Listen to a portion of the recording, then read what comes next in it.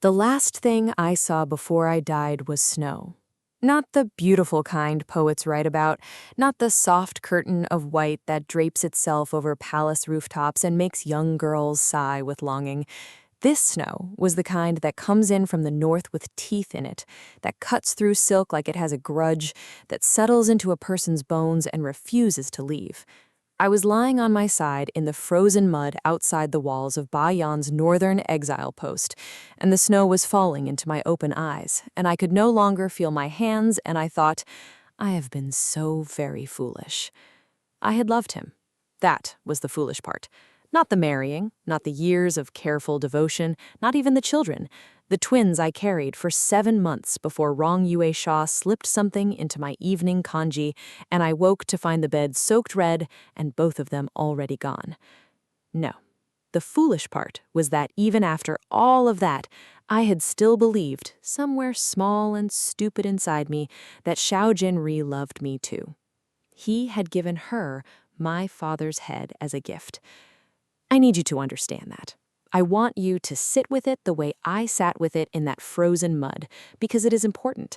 My father, General Wen Hao Feng, who had defended the northern border for 30 years, who had fought off 3 Liang invasions and come home each time with new scars and the same steady eyes, Xiao Jinri had him arrested on charges of treason fabricated by Rong Chagbai, had him executed in the Western Market at noon, and then personally carried the lacquered box containing my father's head to Rong Yue Sha's Zhaoyang Palace as a gift to celebrate her pregnancy.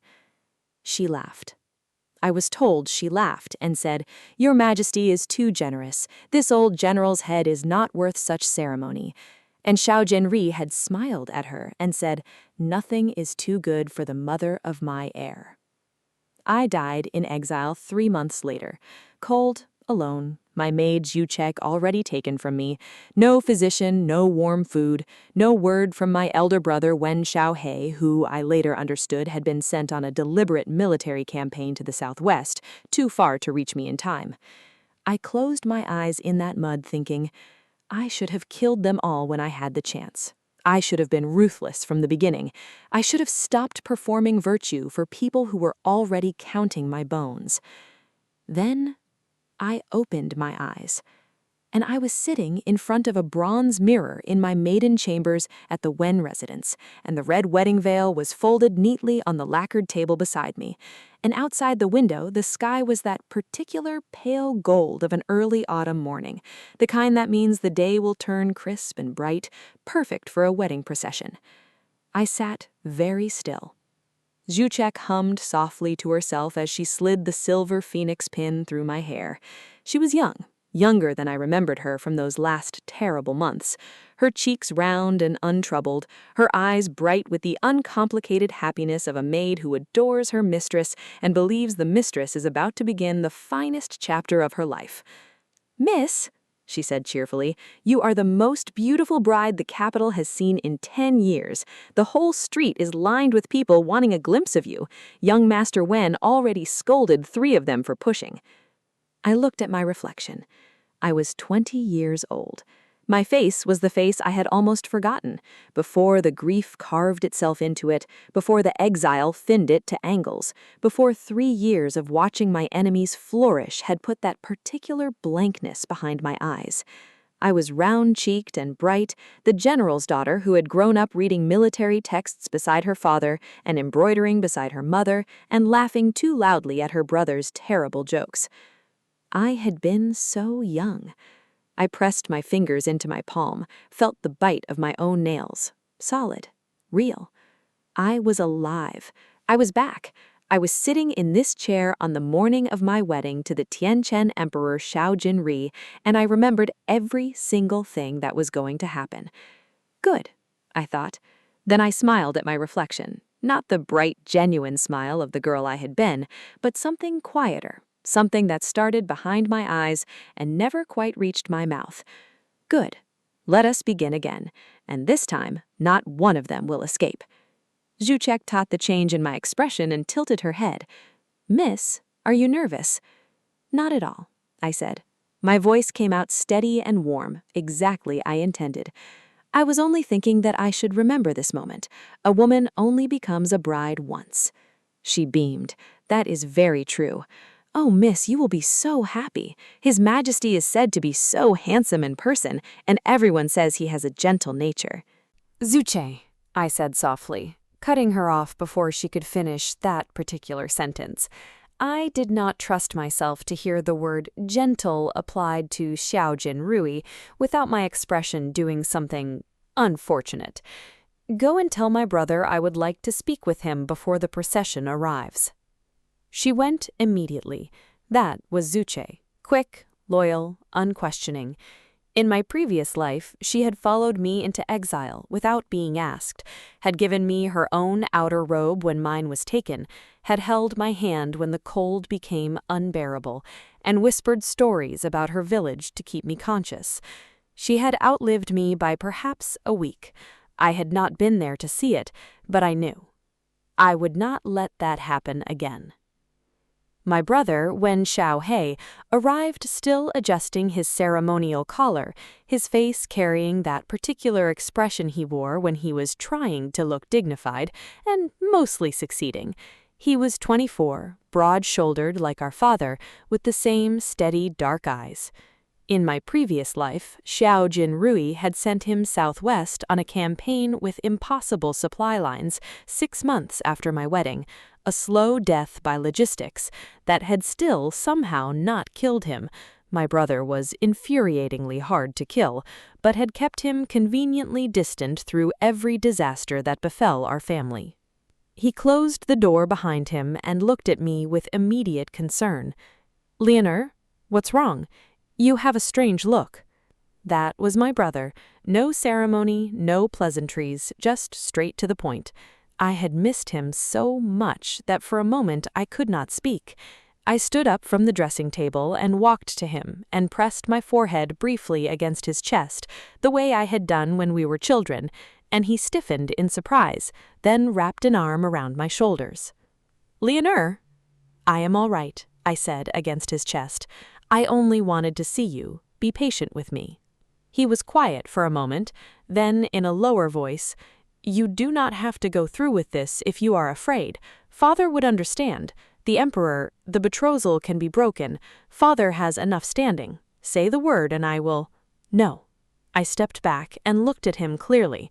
"I want to go. I have thought about it very carefully, brother. I want to enter the palace." He searched my face for a long moment. Whatever he saw there, the steadiness, perhaps, or the certainty that had not been there the first time, he finally nodded, slowly. "All right, but Leonor, listen to me." He lowered his voice further, though we were alone. "The palace is not a kind place. I've heard things. The noble consort Rong, her family has real power right now, and she has the Empress Dowager's ear. You will need to be careful." "I know about noble consort Rong," I said, pleasantly. Something in my tone made him look at me again. "Leonor?" "Brother." I smiled at him, the real one, the one that reached my eyes. "Trust me, have I ever given you reason not to?" He let out a breath that was almost a laugh. "You've given me nothing but reasons. You hid a fox kit in your room for 3 weeks when you were 9. You convinced Father's head steward that the household accounts were wrong and made him recount them 4 times.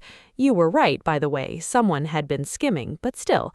And you once, brother, told the Grand Secretary at Father's banquet that his poem had a structural error and then proved it."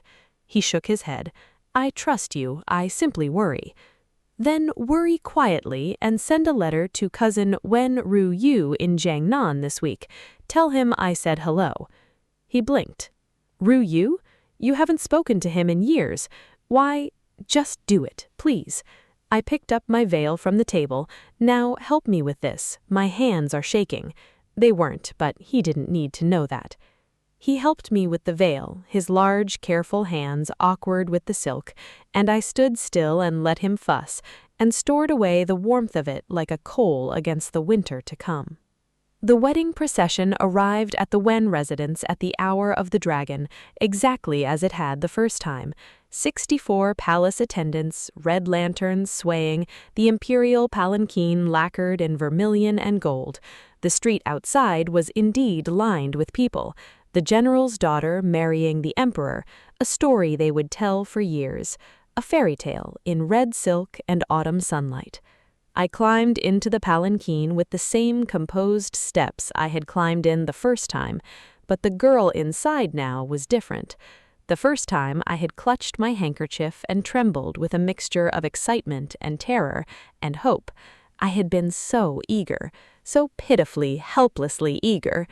This time I folded my hands in my lap, closed my eyes behind the red veil, and began to plan. Let me tell you what I knew and what I intended to do with it. I knew that on the third day after my arrival in the palace, the Empress Dowager would summon me to the Ningxiu Palace for tea. She would be gracious and cold in equal measure, would ask me pointed questions about my education and accomplishments, and at the end would remark, with a smile like a painted blade, that a military family is a fine thing, of course, but the inner palace requires a different kind of refinement. I knew that Rong Yu-sha would be present at this tea. Rong Yu-sha, draped in pale gold, performing the role of beloved daughter-in-law with the ease of a woman who had been rehearsing it for years. I knew that the Empress Dowager had already, in my previous life, decided to destroy me before I even stepped through the Forbidden City's gates, not because I had done anything wrong, but because my father commanded the northern armies, and the Rong family needed those armies neutralized, and the easiest way to neutralize a general was to ruin his daughter's standing with the emperor. I knew all of this. I also knew something I had not known in my previous life until it was far too late.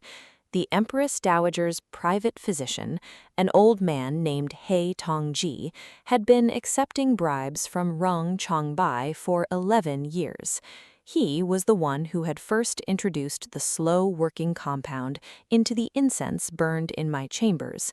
Not enough to kill, only enough to dull, to make my moods erratic and my temper sharp, to make me seem unstable and unfit.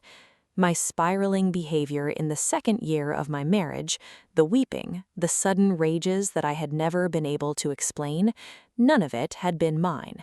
It had all been He Tongji's incense, Rong Chongbai's silver, and Rong Yushe's patience. The palanquin swayed. Through the silk walls I could hear the city, vendors calling, children shouting to see the procession, the distant sound of music. I breathed in slowly. I had not had a plan the first time. I had walked into the palace the way a lamb walks into a pen, with good faith and open hands, and they had taken everything from me piece by piece until there was nothing left. This time I had a plan. Several, in fact, nested inside each other like lacquered boxes. Some of them were gentle, some of them were not, but all of them ended the same way, with the Rong family destroyed, with Xiao Jinri understanding in full exactly what he had done and what it had cost him, and with my father's name clean. The palanquin stopped. I heard the great gates of the Forbidden City groan open, and the procession passed through, and I was back inside these walls for the second and final time. I arrived at the Cunning Palace, the Empress's palace, empty and waiting, prepared for me just before noon. The palace maids who came to assist me were a mixture of those I recognized and those who had been reassigned before I could know them. I was polite and warm with all of them equally, which was not calculation so much as genuine habit. I had never believed in punishing servants for their master's scheming. Zhu Quek settled my things with cheerful efficiency, chattering about the palace architecture and which corridors led where, as if she hadn't spent the last 3 hours in a procession.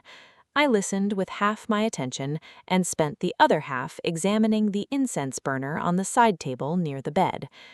Same model as I remembered, pale celadon, cranes in relief around the rim. The incense inside was fresh. They had prepared the room, but I lifted the lid and breathed in carefully and smelled nothing unusual. Good. Hei Tongji's compound would not begin until he had reason to introduce it. I had time. "Juquec," I said, setting down the lid, "I would like a different incense burner. This one is very fine, but the shape reminds me of one my mother had that broke. Fetch me the bronze one from my trunks, the one with the plum blossom motif." She went immediately. The bronze incense burner from home had been a gift from my brother's wife. Plain, familiar, nothing anyone would think to tamper with. From tomorrow onward, no incense would burn in my chambers that did not come from that trunk. A small thing, the first of many small things. The formal wedding ceremony had taken place at the Tai Miao at dawn. I had gone through it in a kind of controlled calm, kneeling and rising and speaking the ritual words with perfect composure, and Xiao Jinli beside me had been exactly as I remembered him. Tall, handsome in an austere way, his eyes carrying that quality I had once mistaken for depth and later understood was simply a very well-trained blankness. He had glanced at me once during the ceremony with what appeared to be warmth, and I had smiled back, and my heart had felt absolutely nothing except a cold and steady satisfaction, the way a general feels when the first unit moves into position exactly on schedule. The wedding banquet that evening was the first real test. I sat at the head table beside the emperor in my phoenix crown and my heavy embroidered red, and I smiled, and I accepted toasts, and I ate almost nothing. I had not eaten anything from the palace kitchens since my arrival, subsisting quietly on the dried plums and sesame cakes Juquec had packed from home, which I consumed in private before any formal meals. Another small thing. Nobody poisons a bride who eats nothing, and nobody notices a bride who eats nothing because they assume she is simply too overwhelmed with happiness to have an appetite. Both of these assumptions suited me perfectly. Rong Yuxie was seated 3 tables away, as noble consort, outranked now by my empress position, but only just, and she was performing graciousness with a skill I had to honestly admire.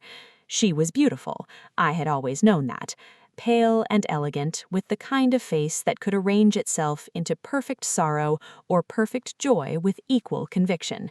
She wore a gown the color of autumn chrysanthemums and a smile that reached precisely far enough into her eyes to seem genuine. She toasted me twice, and both times the wish she offered was so warmly phrased that the guests around her nodded and smiled, and anyone watching would have seen only the picture of court harmony. I toasted her back with equal warmth. Our eyes met over the cups, and I smiled at her with the fullness of a woman who was simply glad to be here, glad to meet her husband's consort, glad to begin this new chapter. No threat, no edge. Just a pleasant, guileless young woman who had been well raised by a good general and was grateful for her fortune. She blinked, just once, very slightly. I had surprised her. She had expected, perhaps, a general's daughter with stiff pride and obvious territorial instinct. That was what the reports she had gathered on me would have suggested, and I had spent years in my previous life obligingly confirming those reports by reacting exactly as she anticipated.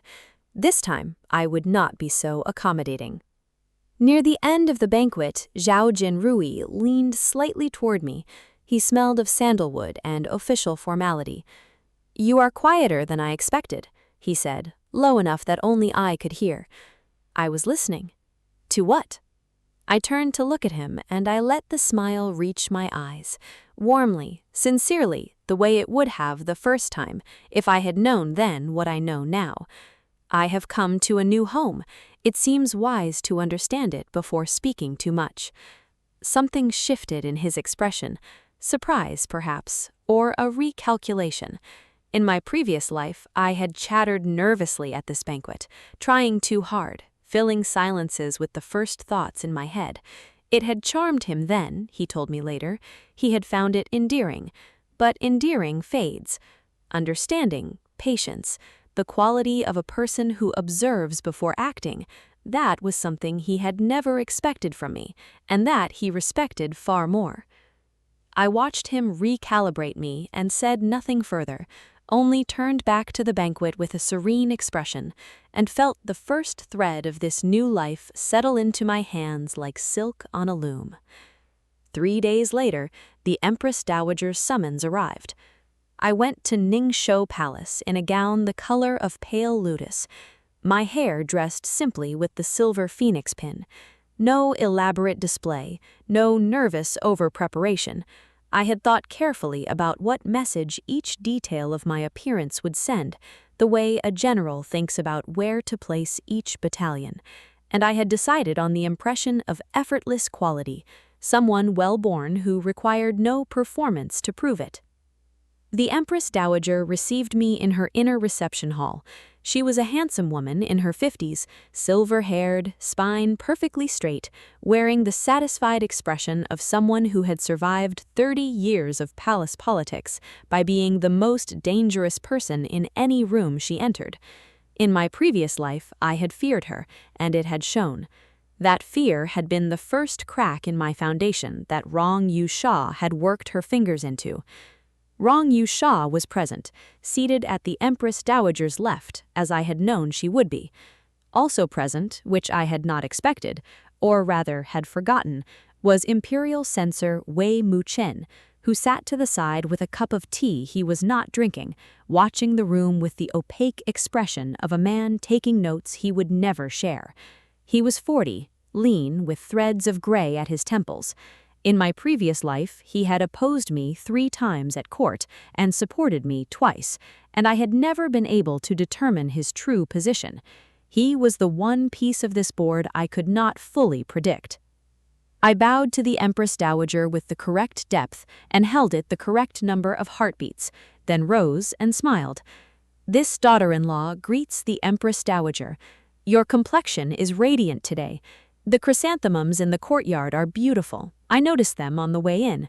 This daughter-in-law has been embroidering chrysanthemum patterns since girlhood.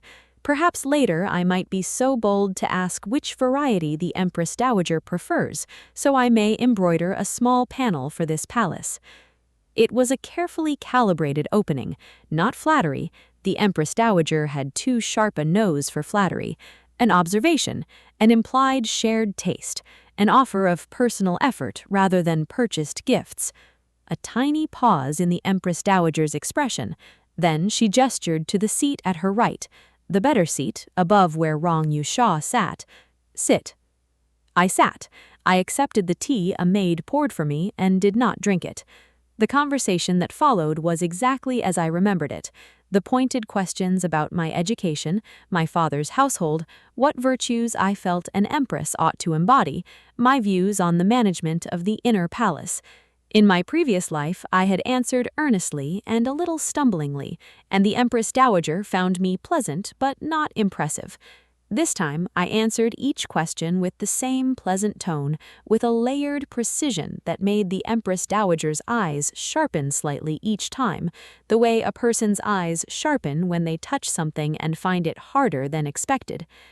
The remark about military families and palace refinement came near the end, delivered with that painted blade smile. Of course, a general's household produces fine character and strong convictions. The inner palace, however, requires a particular flexibility, a willingness to bend without breaking. I said, "Your Majesty is wise. My father always said the same of the northern border. The soldiers who survived the longest were never the most rigid, but those who knew when to hold their ground and when to change their footing. I have always found that my father's household taught me more about the inner palace than it might appear." Silence. The Empress Dowager looked at me. At the corner of my vision, I saw Wei Muchen set down his tea and look at me as well, and something moved across his expression too quickly for me to read. Rong Yu-sha spoke then, her voice carrying the perfectly judged note of admiring agreement. "The new empress is so eloquent. It is clear the Wen family's education is thorough." The warmth in her tone was aimed at the Empress Dowager, not at me. A reminder, subtle. Smoke, that she was the established favorite, that my eloquence was a pleasant surprise, but nothing that displaced existing arrangements. I turned to her with the most genuine-seeming smile I had ever produced. "Noble consort Wrong is too kind. I have heard so much of your accomplishments. Your embroidery, in particular, is said to be without equal in the palace. I wonder if you might be willing to show me sometime. I am still learning the palace's different needlework traditions, and I would consider it a great honor." She smiled back, and behind her smile was the faintest calculation. She was trying to determine whether I was being sincere, sycophantic, or something else. She could not tell. She had not been able to tell the first time either, but the first time it had not mattered, because she had already decided I was a problem to be removed. This time I intended to remain unreadable as long as possible. "This consort would be delighted," she said. "Wonderful." I looked back at the Empress Dowager. "This daughter-in-law hopes very much that the inner palace will be harmonious under her management. Unity and harmony, those are the virtues I would most like to cultivate." The Empress Dowager studied me for a long moment. "You are not what I expected," she said finally. "I hope that is not a disappointment," I said. She made a sound that was almost a laugh. "We will see."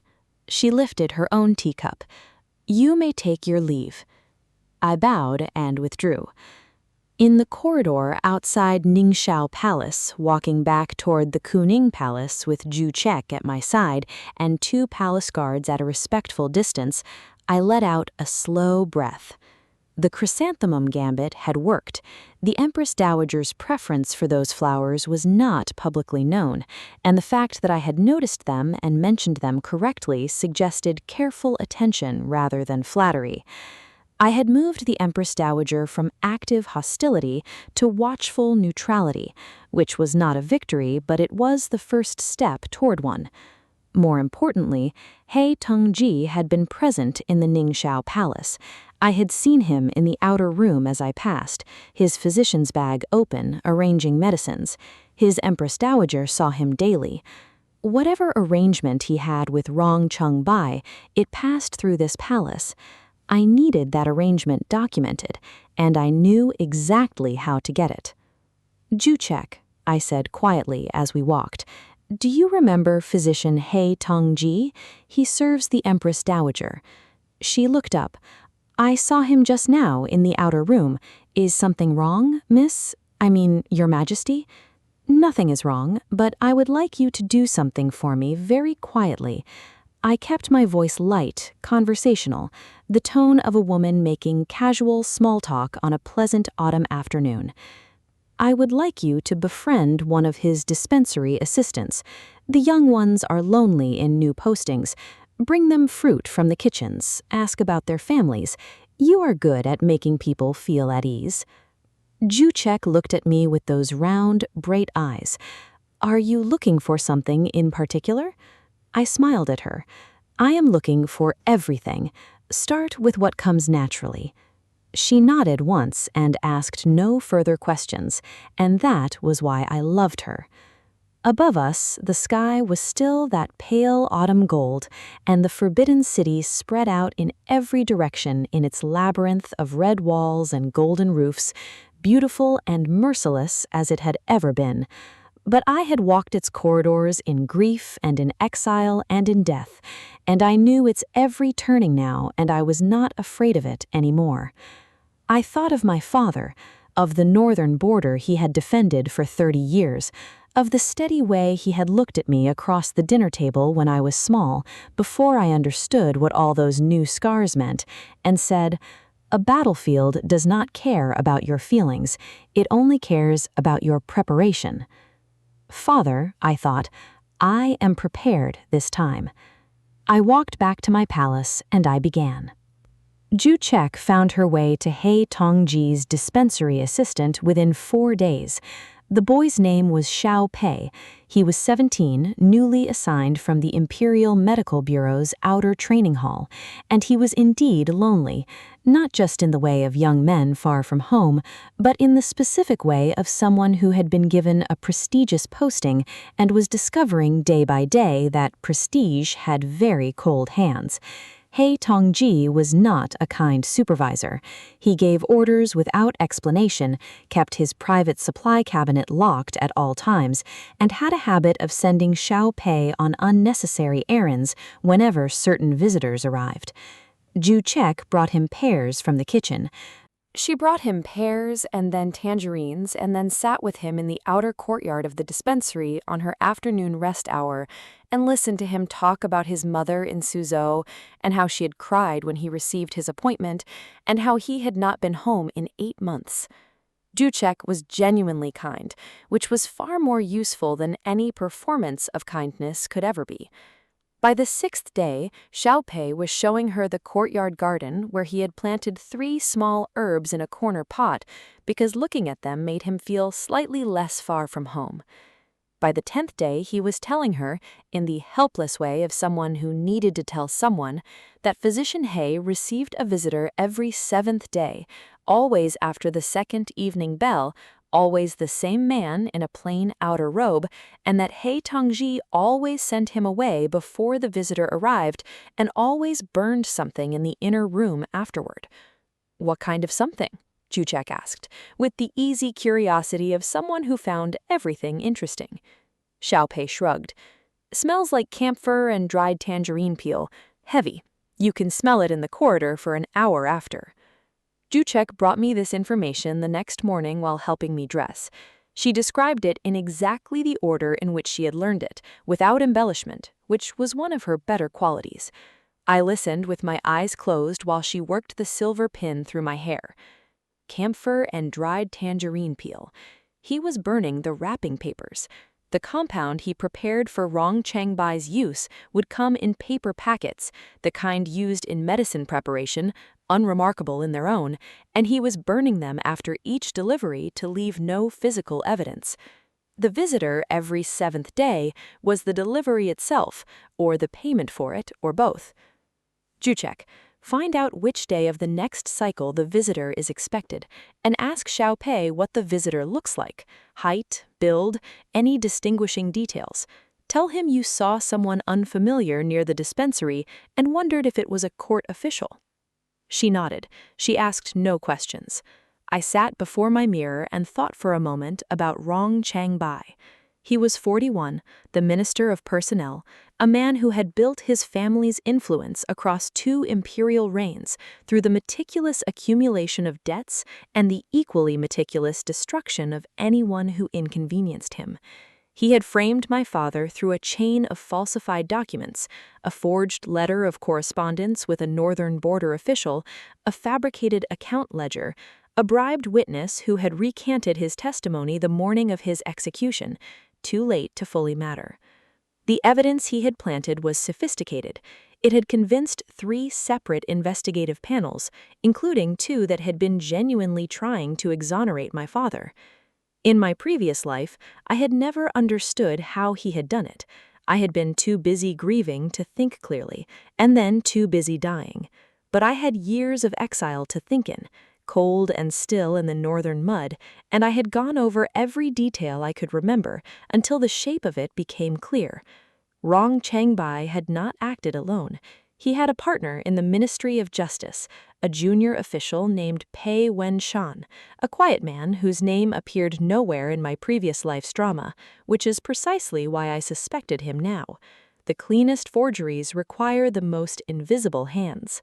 I needed Pei Wen-shan. Specifically, I needed Pei Wen-shan frightened and cooperative before Rong Changbai realized anyone was looking in his direction. This required a slightly longer setup, but I had time. Rong Changbai would not move against my family for another 4 months, not until Rong Yusha believed her position secure enough that she could afford the political cost of an open accusation. I had 4 months to remove the ground from under him so completely that when he finally tried to reach for the weapon he had sharpened against my father, he would find nothing in his hand but air. In the meantime, I had the palace itself to manage. As Empress, I held nominal authority over the inner court, the household accounts, the allocation of palace resources, the schedules of the 6 palaces. In my previous life, I had been too inexperienced and too busy distracted by grief and the constant low-grade warfare with Rong Yu Sha to exercise this authority effectively. This time, I exercised it immediately and calmly, the way one walks into a room one owns. The first thing I did was replace the head of the Household Accounts Division with a man I had selected, a meticulous, incorruptible, deeply boring official named Accountant Liu, whose greatest passion in life was the correct categorization of expenditures. He had been passed over for promotion twice because nobody found him interesting enough to champion. He found me interesting because I was the first person in years who had read his quarterly reports in full and asked him follow-up questions. He was now mine, not through bribery, but through the far more durable currency of being genuinely recognized. The second thing I did was conduct a thorough review of the inner palace physician rotation. This review was entirely official, entirely within my authority, and entirely unsurprising. A new empress establishing oversight of medical services was natural housekeeping. I conducted it personally, meeting with each physician in turn, asking about their training, their specialties, their supply chains. I was pleasant and thorough and gave no indication that I was looking for anything in particular. When I reached He Tongji, he had clearly been briefed that the new empress was making rounds. He received me with the composed deference of a man who had nothing to hide and had been hiding things for many years. He was 60, gray-bearded, with the mild eyes of a man accustomed to being underestimated by everyone who looked at him. In another life, I might have found him sympathetic, a physician who had made one compromise and then found himself unable to stop. In this life, I sat across from him in the dispensary's formal receiving room, accepted the tea his assistant poured and did not drink it, and listened to him describe his medical background with the attentive expression of a student. "The Empress Dowager speaks very highly of your care," I said when he had finished. "Her Majesty is generous," he said. She must find great comfort in having such an experienced physician close at hand, I said. The incense preparations you supply for her chambers, those are your formulation? I noticed a particular calming quality when I visited Ningxu Palace, very distinctive. The faintest tightening around his eyes. This physician develops formulations suited to each patient's constitution. I made an admiring sound. How thoughtful. I wonder, I have been sleeping poorly since arriving in the palace, the change of environment I expect. I would be grateful if you might develop a calming incense formulation for my chambers as well, something similar to what you use for the Empress Dowager. A pause. Very slight. Of course, Your Majesty, this physician would be honored. Wonderful. I rose to leave, then turned back as if a thought had just occurred to me. I almost forgot.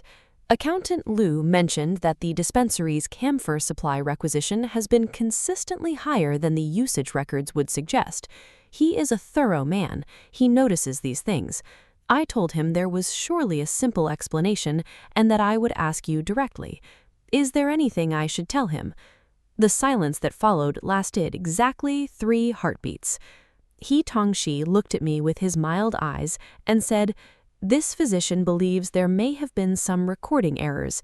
This physician will review the records personally and submit a correction." "That is very helpful," I said pleasantly. "Thank you." I left him with that and did not look back and walked home through the autumn corridors feeling the trap's first teeth settle into place. I had not accused him. I had not threatened him. I had simply let him know that I could see the discrepancy, that I had been looking at his supply records specifically, that someone meticulous reported to me directly, and that I expected a correction that would require him to falsify records in a direction that left a cleaner trail for me to find later. Whatever he did next would give me something. If he corrected the records, I had documentation of the correction itself, which implied knowledge of what needed correcting. If he did not correct them, Accountant Liu's report stood, and I had supply irregularities to raise with the Imperial Medical Bureau. If he went to Rongchangbai to report that the Empress had been asking questions, which was the most likely outcome, I would know within 2 days, because Juche had already, through Xiaopei, arranged to be told if anyone visited the dispensary outside of scheduled hours. He went to Rongchangbai within a day. I know this because on the morning of the second day, Imperial Censor Wei Muchen requested an audience with me. I received him in the outer reception hall of the Kuning Palace with 2 senior palace maids present as witnesses. Wei Muchen was not family and therefore could not see me in a private setting, which he knew and anticipated, evidenced by the fact that he arrived with his own secretary as witness. He bowed with the precise depth appropriate to his rank, accepted the tea I offered, and also did not drink it, which made me look at him with slightly more attention. He was a careful man.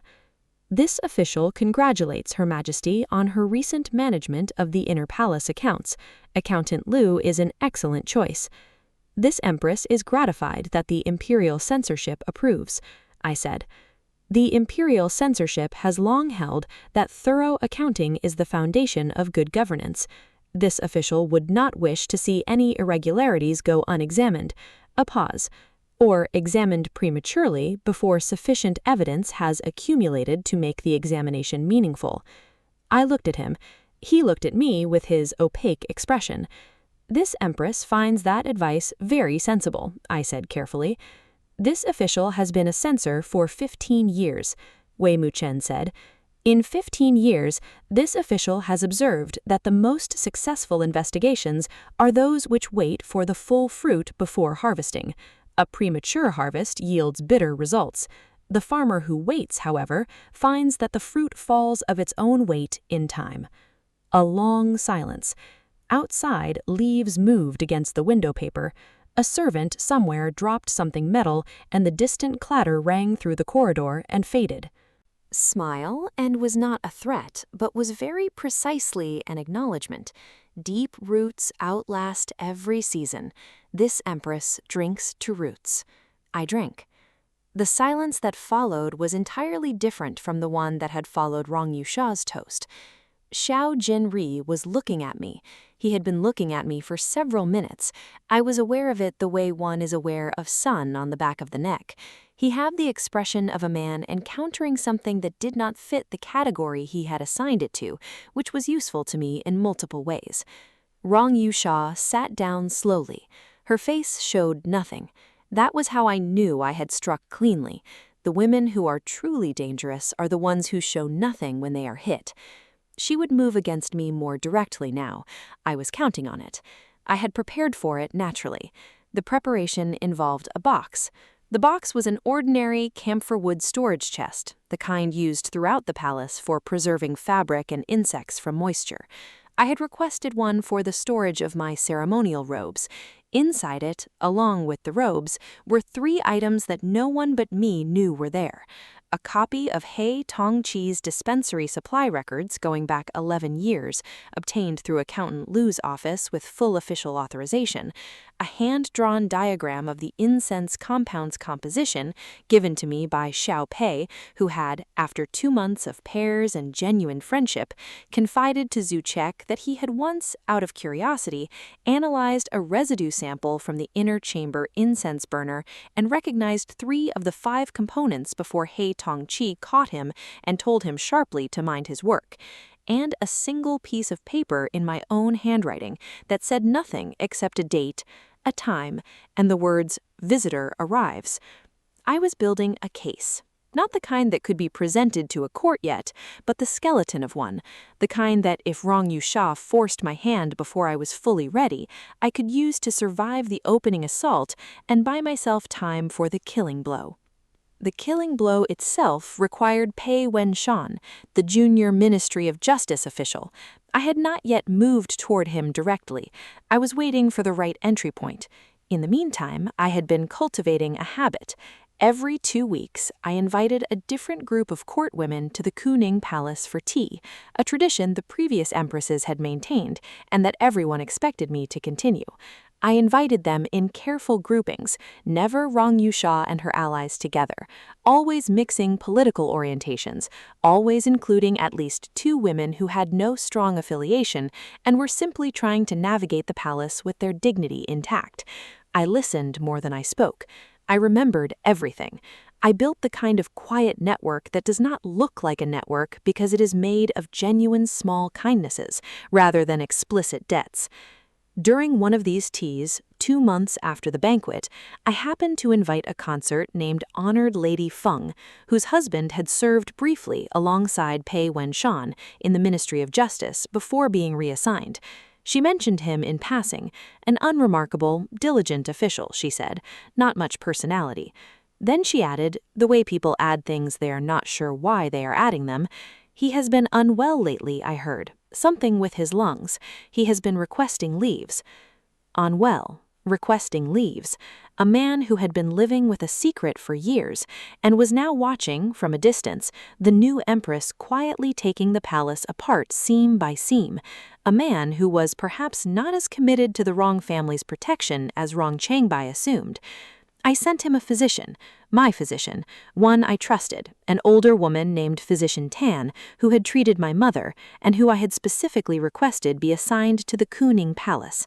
I sent her to the Ministry of Justice on the grounds that several officials had reported symptoms consistent with the late autumn lung fever, and the palace wished to offer preventative consultations. This was entirely plausible. It was also entirely calculated.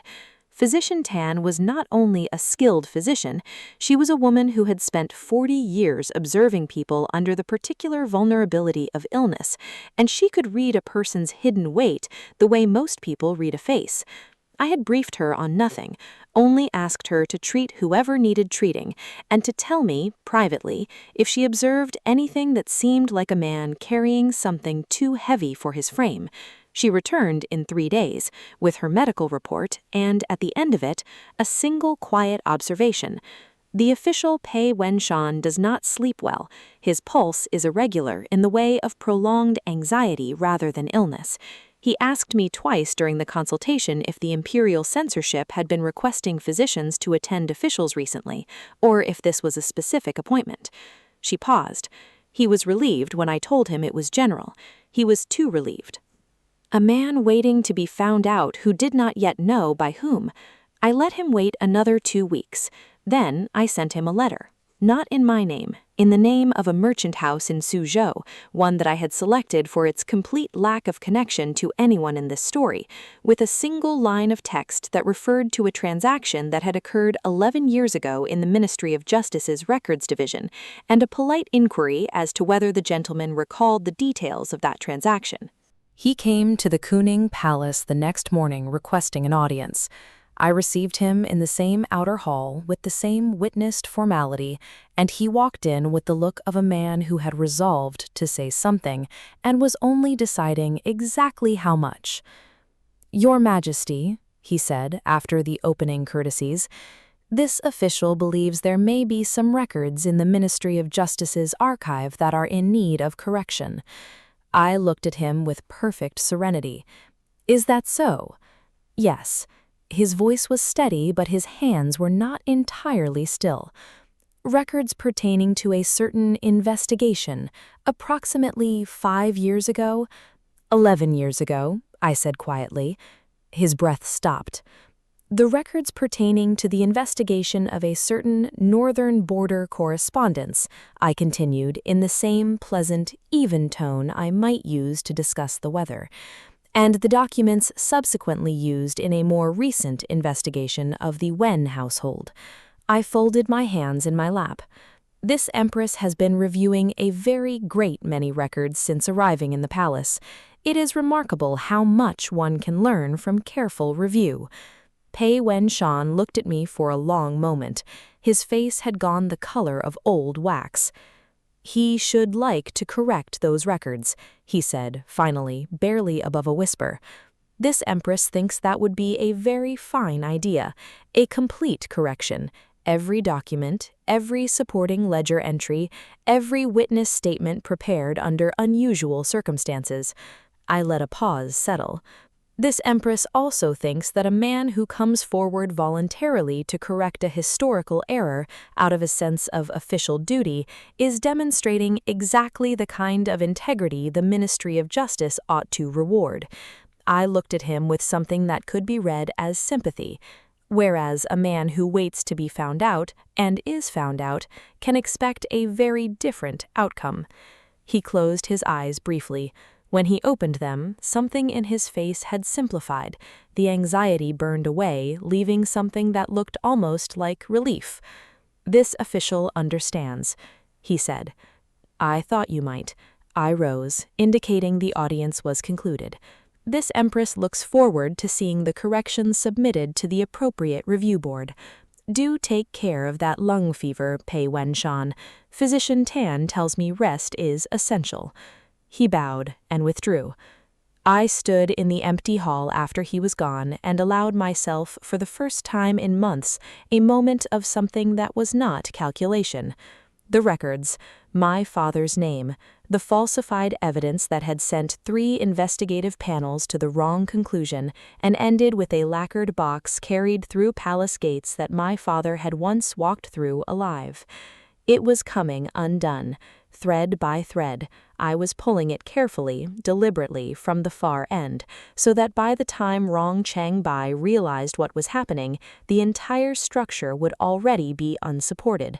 But I had not forgotten that there was still Rong U.S. Shaw herself. She was pregnant. She was the Empress Dowager's chosen instrument. She had killed my children in my previous life, slowly, carefully, with patience I had not known to fear until it was too late. And she was, I knew from my memories, preparing her next move even now. In my previous life, the move had come from an unexpected direction. I had thought she would target me directly. Instead, she had gone first for Zhu Cui. A false accusation of theft delivered through a network of palace maids she controlled, with a planted piece of jewelry as evidence. Zhu Cui had been beaten in the holding court before I even knew she was missing. By the time I found out and had the accusation investigated, the jewelry had disappeared. The maid who planted it had been quietly transferred out of the palace. Zhu Cui had survived physically, but the damage to her standing in the palace hierarchy had made her vulnerable to every subsequent small cruelty, and I had never fully recovered the intelligence network she represented. I was not going to allow that to happen. 3 days before I expected Rong U.S. Shaw's move, I had been watching her maid's movements, mapped against the first life's timeline, and the pattern was almost identical. I promoted Zhu Cui, formally, publicly, recorded in the household accounts with full ceremony. I bestowed on her the title of First Personal Attendant to the Empress, a rank that came with its own small set of privileges, most importantly, immunity from detention or questioning by any palace official without the Empress's explicit written authorization. The authorization requirement was the key. It meant that if anyone wanted to bring an accusation against Zhu Cui, they had to come through me first. Rong U.S. Shaw's maid arrived with the planted jewelry 3 days later, exactly as expected. She presented herself to the holding court. The holding court sent a message to the Kuning Palace requesting authorization to detain the first-rank palace attendant. I sent back a written response, very formally, noting that any accusation against a first-rank palace attendant must be submitted in writing to the Empress's review board, accompanied by the names of all witnesses and a full description of the alleged offense, and that the review board would conduct its own examination before any detention was authorized. The maid withdrew. No accusation was ever formally submitted. Zhu Cui learned none of this. She continued bringing pears to Xiao Pei and reporting to me what he observed, and she helped me dress in the mornings and hum to herself in the evenings, and her face stayed round and untroubled, and I was fiercely, quietly glad. Rong Yu Sha would try again. She always tried again. But each time she reached for the tools she had used before, she would find them missing or changed, and eventually she would have to reach for something she had not prepared, something less certain, something that could be turned back on her. I was patient. I had already died once from impatience, from acting on feeling rather than preparation, from trusting that love and truth were sufficient armor. They were not. They had never been. The only armor that worked in this palace was the kind you built yourself, piece by piece, before anyone thought to look. Outside my window, the last of the autumn chrysanthemums had bloomed and were beginning to brown at the edges. Winter was coming. Snow would fall on the Forbidden City and make it beautiful and cold, and in the north, in the exile post where I had once lain dying in the mud, there would be no one dying this year. I pressed my fingertips together and thought of my father. The correction of the Ministry of Justice records would not be enough on its own. A retracted forgery, even documented and submitted, could be attributed to a single corrupt official acting alone, insulated from wrong Changbai by enough degrees of separation that the minister himself remained untouched. I needed the link between them. I needed it explicit, documented, and delivered at a moment when Rong Changbai had no room to maneuver.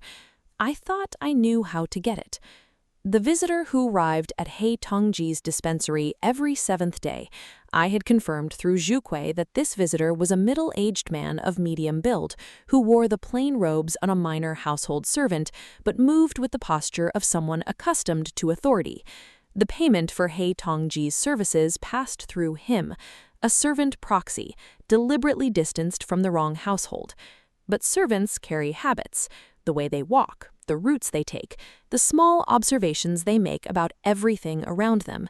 And this particular servant, according to Xiao Pei, always arrived from the direction of the western gate, and always paused at the same spot near the old scholar tree before entering the dispensary courtyard, paused, and looked up at the tree, every single time, just for a moment. I knew that tree. My brother had climbed it on a dare when he was 12, and come down with a torn sleeve and a livid scratch across his cheek, and a grin wide enough to reach both ears.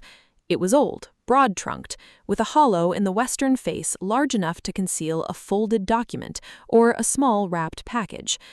A dead drop. How old-fashioned, how absolutely perfect.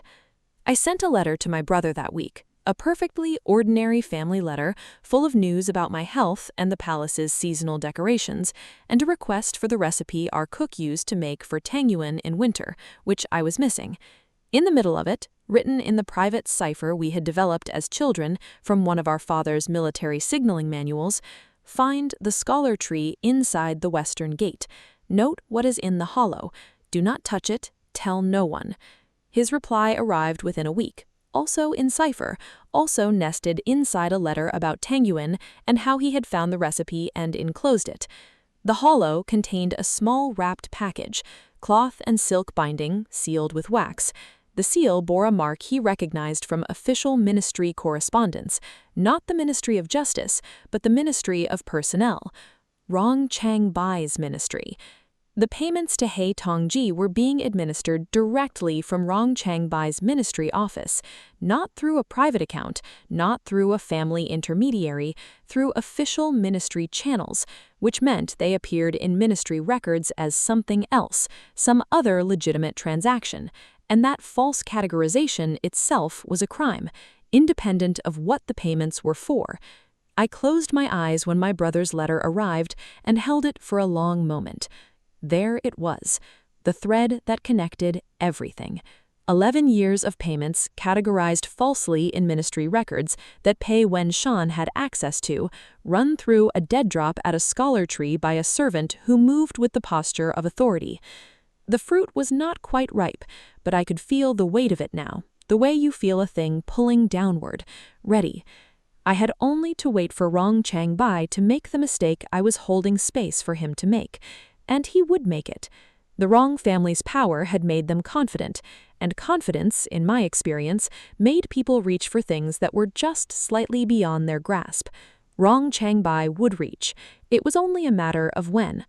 I folded my brother's letter into the camphor wood chest with the other documents, alongside the supply records and Xiao Pei's compound analysis, and the single page that said, "Visitor arrives." Then I went to afternoon court and smiled graciously at everyone and complimented the Ministry of Rights official on his new outer robe and accepted Rong Yu Sha's carefully performed hoshi. Courtesy with equal warmth, and sat beside Xiao Jinrui on the dais and watched the afternoon light move across the hall's golden columns and thought, just a little longer, just a little more. Roots, I had said at the harvest banquet, deep roots outlast every season. I was still growing mine, but the winter was coming, and I knew what grew best in the cold. Rong Changbai reached in the 3rd month of winter exactly as I had known he would. He was a man who could not abide uncertainty, and I had spent 4 months making him uncertain. Every quiet move I had made, the account reviews, the physician rotation, the promotion of Chu Kei, the deflection of the harvest banquet, had been visible to him in outline if not in detail, and the outline had been enough to make him afraid. A man of his kind, when afraid, does not retreat. He attacks along the axis he trusts most, the one that worked before. The one that had already destroyed a general's reputation and cleared the field for his family's ambitions. He went after my father again, not with new evidence, he had none, because my father had done nothing wrong. He went after the existing record, submitting a supplementary memorial to the emperor through the Ministry of Personnel, citing newly discovered correspondence that allegedly confirmed General Wen Haofeng's treason had been more extensive than previously documented. The memorial claimed there were additional letters, additional co-conspirators, and that the original investigation had been deliberately closed before the full scope could be revealed. It was a blunt instrument. It lacked the sophistication of his original forgery. He was afraid and moving quickly, and quick men make rough tools.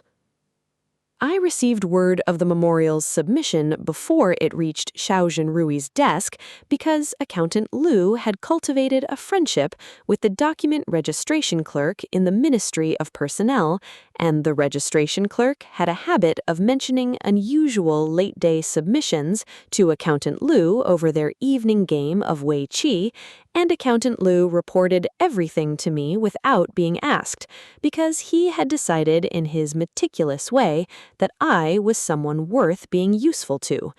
I had perhaps 4 hours. I spent the first hour writing 3 letters, one to my brother Wen Xiaohei, brief and precise, using our childhood cipher, "The fruit has fallen, move now." One to Pei Wen-shan at the Ministry of Justice, a single formal line requesting that his previously discussed record correction be submitted to the review board no later than the morning of the next court session, and one to Wei Mu-chen, the most carefully worded of the 3, containing nothing that could be cited as anything except a routine inquiry from the Empress's office regarding the censorate's standard procedures for reviewing memorial submissions involving previously adjudicated cases. Wei Mu-chen's reply arrived within the hour. It was routine in every visible respect, a correct formal response describing the censorate's review procedures. But at the bottom, beneath his seal, written in a hand slightly different from the body of the letter, the hand of a man writing quickly without a copyist, "The censorate has been aware of irregularities in the original investigation since the 7th year. We have been waiting for supporting documentation from within the Ministry of Justice." I read that line 3 times. He had been building his own case for 7 years, waiting for a thread from inside the Ministry of Justice that would give the censorate grounds to act without appearing to move against the wrong family on the basis of opinion alone. He had needed the inside thread. I had just handed it to him in the form of Pei Wen-shen. I understood now why he had come to see me. He had recognized within weeks of my arrival that I was not what I appeared, and he had made a calculated decision to wait and see whether I would give him what 7 years of careful watching had not yet produced. He had been warning me to be patient, not out of any desire to protect me, but because a premature move on my part would have destroyed the evidence before it could be properly assembled. We had been building the same case from opposite directions without coordinating a single step. I set his letter down. Outside, snow was falling, the first heavy snowfall of the season, softening the outlines of the Forbidden City's rooftops into something almost gentle. I looked at it for a moment and thought of Weimu Chen, that precise, gray-templed, unreadable man sitting across from me in my reception hall and not drinking his tea and telling me to wait for the full fruit. An ally, then, the most unexpected and most useful kind, the kind who had been working the problem longer than I had. I spent the second hour preparing my appearance. Not elaborately, I had never believed in elaborate armor. I chose a gown of deep winter blue, the color of the sky just before full dark, with silver embroidery at the cuffs and collar that was restrained enough to be appropriate and precise enough to be deliberate. My hair I dressed simply, the silver phoenix pin, nothing excessive. The woman who was about to walk into morning court and dismantle 4 months of Rong Changbai's planning did not need to announce herself with ornament. The third hour I spent with Ju Che, reviewing the contents of the camphorwood chest one final time. The supply records, Xiao Pei's compound analysis, which I had had quietly transcribed into a formal medical assessment document by physician Tan, who had added her own signature and the weight of her 40 years of practice. The series of dates and descriptions mapping He Tongji's irregular camphor expenditures against the timeline of the Ningshou Palace incense preparation. The record of my brother's observation at the Scholar Tree. And, delivered by a Ministry of Justice runner that very morning, the formal record correction submission signed by Pei Wen-shen and witnessed by 2 Ministry Review Board members, citing falsification of evidence in the investigation of the Wen household. The correction named Rong Chengbai by official title as the directing authority under whose authorization the falsified documents had been prepared. I placed everything in order. I told Ju Che to keep the chest locked and not to leave the Kunning Palace under any circumstances until I returned. She looked at me with her round, bright eyes and said, "Bring something back to eat. You haven't had breakfast." I almost laughed. I loved her so much it was almost painful. I went to morning court. Morning court in winter was held in the Taihe Hall, the great ceremonial space with its towering columns and its floor of golden stone that held the cold like a second layer of marble. The court officials stood in their ranked rows, breath fogging slightly in the air, robes layered against the season. The emperor sat on the raised dais, and I took the empress's seat at his right, and the business of the morning proceeded in its usual rhythm: tribute reports, ministry summaries, a territorial dispute from the southern provinces that 2 officials argued about for longer than necessary. Then Rong Chengbai presented his memorial. He did it well, I will grant him that. He was a composed man with a minister's practiced voice and a lifetime of experience presenting difficult things in palatable form. He outlined the supplementary findings with careful gravity, expressed appropriate regret that the original investigation had been incomplete, and suggested, with a minister's delicate implication rather than direct statement, that the Wen household's current standing warranted re-examination in light of these new findings. The Wen household's current standing, my brother's 4th-rank position, the title on my sister-in-law, all of it laid on the table like a challenge. I let him finish. The hall was quiet. Several officials were looking at me, some with calculation, some with what might have been sympathy, most with the careful blankness of men who had not yet determined which way this was going to fall. Xiao Zhenri had the expression of a man being handed something he was not sure he wanted but felt obligated to receive. I waited until the silence had settled fully. Then I spoke. This Empress thanks Minister Rong for his diligence in pursuing incomplete investigations, I said. My voice was even, formal, carrying exactly to the back of the hall and no further. The Emperor's court requires precisely this kind of attention to unresolved matters. Empress therefore hopes the court will welcome the simultaneous resolution of several other incomplete investigations that have come to this Empress's attention during her review of the palace records. A pause, brief, perfectly placed. The Ministry of Justice has this morning submitted a formal record correction regarding the original investigation of the Wen household. Imperial Censor Wei Mu-chen has confirmed that the censorate has been reviewing irregularities in that investigation for a period of 7 years. I turned slightly to look at Wei Mu-chen where he stood in the censorate's section, and he met my eyes with an expression of absolute calm and inclined his head. The correction identifies specific falsified documents, the methods used to falsify them, and the chain of authorization under which they were prepared. The hall had gone very still.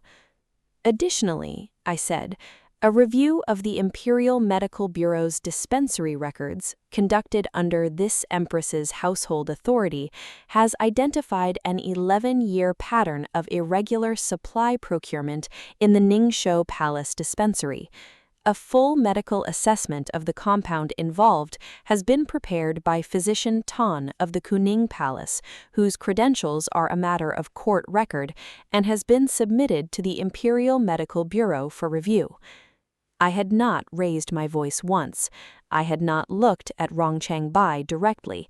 I was presenting records, citing officials, describing processes, all of it in the measured tone of a woman doing exactly what an empress was supposed to do, which was manage the affairs of the court with careful attention to detail.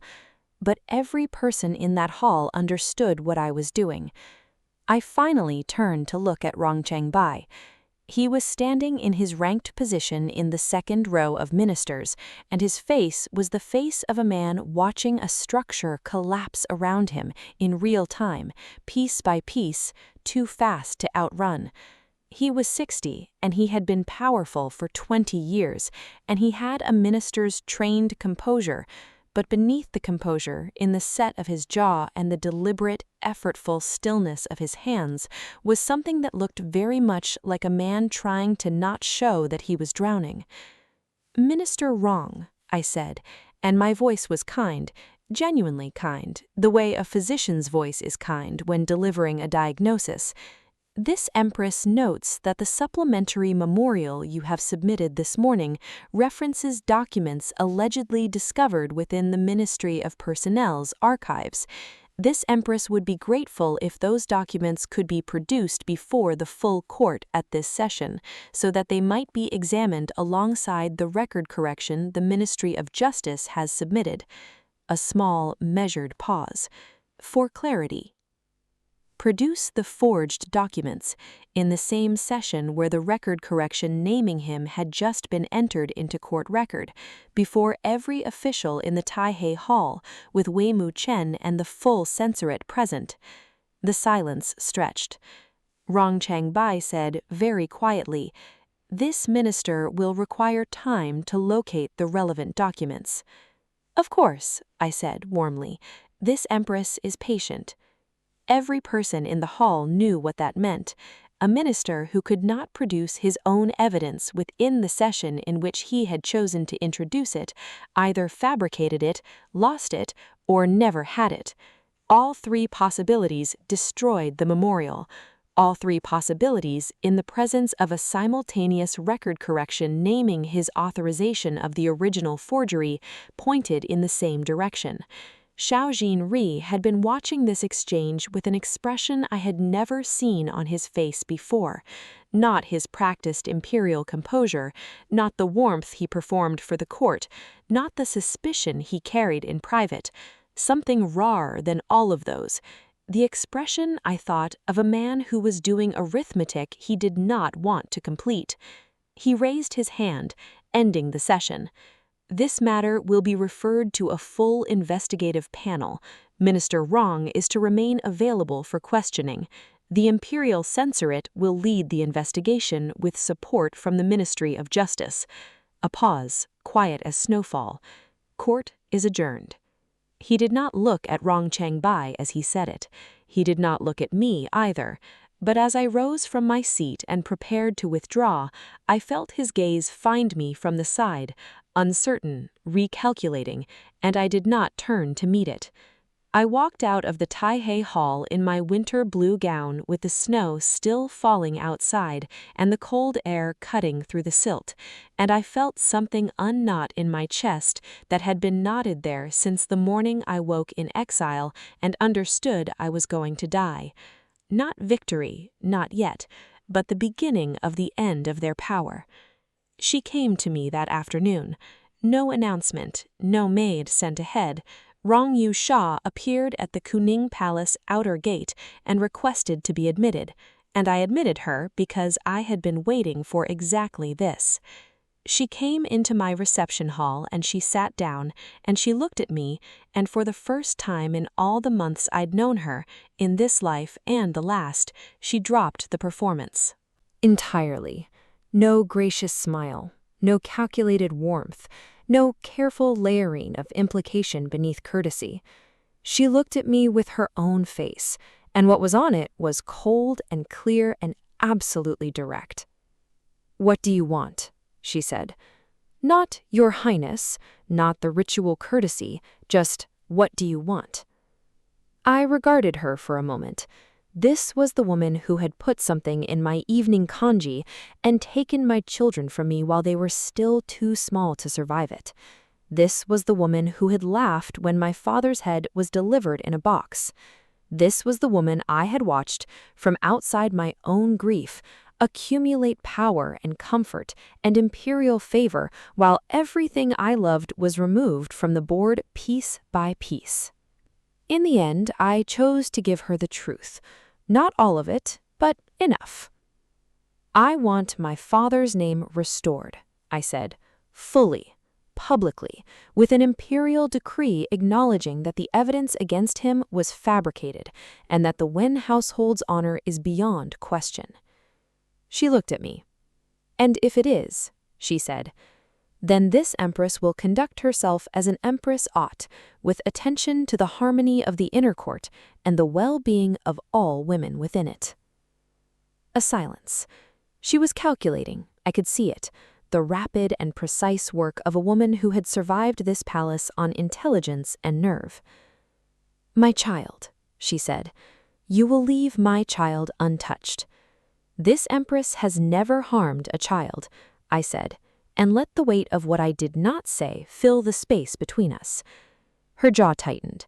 She understood the implication exactly. "My brother," she said, "is no longer within your ability to protect," I said gently. "The investigative panel will proceed regardless of any arrangement between us.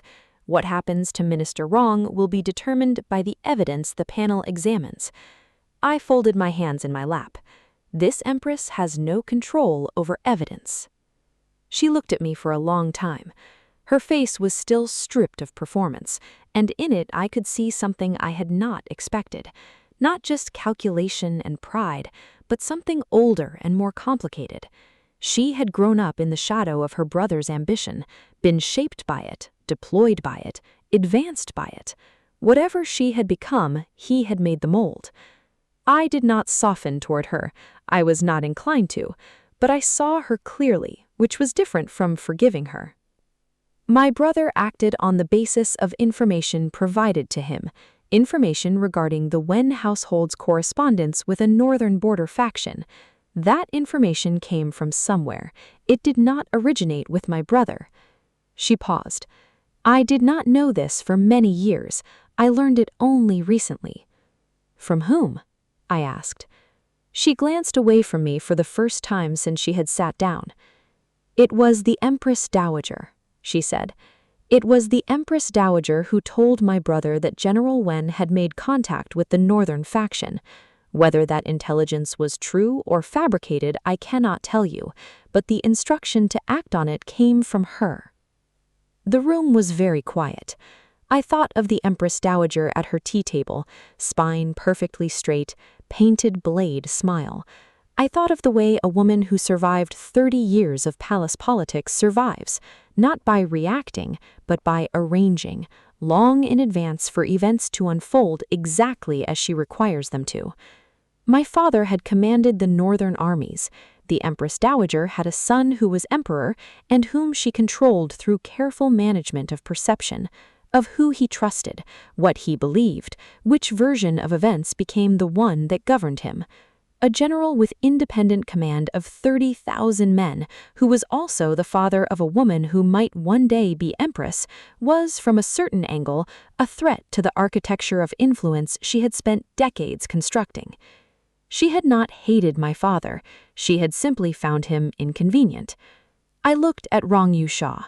She was watching me with something that was almost an expression of shared comprehension. Two women caught in the machinery of other people's ambitions, each having paid costs they had not fully chosen. I did not forgive her. She had made her own choices within the machinery, and her choices killed my children.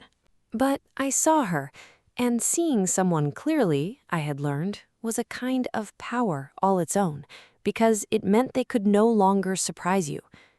"This Empress thanks noble consort Rong for her candor," I said, quietly. "This information will be taken into account."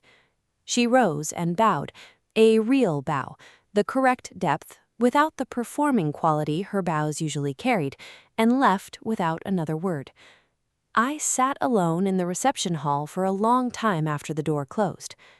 The Empress Dowager. I had moved her from hostility to neutrality at that first tea. I had been careful not to threaten her, careful to position myself as manageable, someone who could be observed and assessed but not feared. She had let me operate because she assumed I was dismantling the wrong family for ordinary reasons, the harem warfare of a new empress protecting her position, and that when they fell, she would simply build her influence through a different instrument. She had not known about my father. She did not know that I knew what she had started. I needed to think very carefully about what to do with this. A direct accusation against the Empress Dowager was the kind of move that destroyed the person who made it as often as the person it was aimed at. She was the emperor's mother. She had spent 30 years accumulating loyalty in every corridor of the Forbidden City. Xiao Jinri deferred to her in all matters he considered within her domain, and had absorbed from childhood the crushing filial weight of owing her everything. I could not hit her directly, but I could make it impossible for her to act against me without revealing what she knew, and I could do it in a way that cost her the thing she valued most. The thing she valued most, I had long since concluded, was control of Xiao Jinri's perceptions, of who he saw as trustworthy, what version of events became the one he believed. She had managed those perceptions for 20 years, and her management was why a man who was not stupid had nevertheless been maneuvered into handing a general's head to a scheming consort and calling it justice. If Xiao Jinri began to question his own perceptions, not through accusation, not through evidence, but through the slow accumulation of small, honest moments between a husband and wife, then the Empress Dowager's architecture became precarious, because it all depended on her certainty. I was going to give Xiao Jinri the opportunity to see clearly. What he chose to do with that clarity would determine everything that followed. The investigative panel convened 1 week later, chaired by Wei Mu-chen, with 2 senior censorate officials and a representative from the Ministry of Justice. Pei Wen-shan testified for 2 full days. Ha Tongji, faced with the supply records and physician Tan's compound analysis, and the quiet information that Xiao Pei had already made a voluntary statement to the Bureau, cooperated completely. The dead drop at the scholar tree was examined, the packet retrieved, its silk binding confirmed as matching the Ministry of Personnel's standard procurement materials, the wax seal identified by 3 witnesses as Rong Chongbai's personal administrative seal. Rong Chongbai did not confess. He was too proud and too practiced for confession, But he ran out of denials with meticulous efficiency, one by one, as each piece of evidence was placed before the panel, and the running out was itself a kind of answer. At the end of the third week, Wei Mu-chen submitted his findings to the emperor. I was not present when Xiao Jinri read them. I had no official role in the investigation and had made no attempt to acquire one. I had provided the initial documentation and stepped back because the strongest position was the one that required no maintenance, and the cleanest justice was the kind that unfolded under its own weight. But Juque was in the outer corridor of the imperial study when the emperor's reaction came, attending to routine household business, and she described it to me afterward with careful precision. He had read for a long time in silence, then he had set the document down and sat without moving for longer still. Then he had said, to no one in particular, in the voice of a man who was not performing anything for anyone, "How did she know?" He meant me. He understood, reading Wei Mu-chen's findings, that the investigation could not have reached its conclusions without the documentation I had submitted on the first morning. He was asking how I assembled it, how I knew where to look, how I knew about the camphor records, about Pei Wen-shan, about the dispensary visitor every 7th day. I had known because I had died. He did not know that. He would never know that. But the question itself told me something important. Xiao Jinri was beginning for the first time to look at me and understand that he had not seen me clearly, that what he had taken for a pleasant, guileless young woman was something more, something that had been working quietly and precisely from the very first day in every space he had given her. He came to my palace that evening without announcement.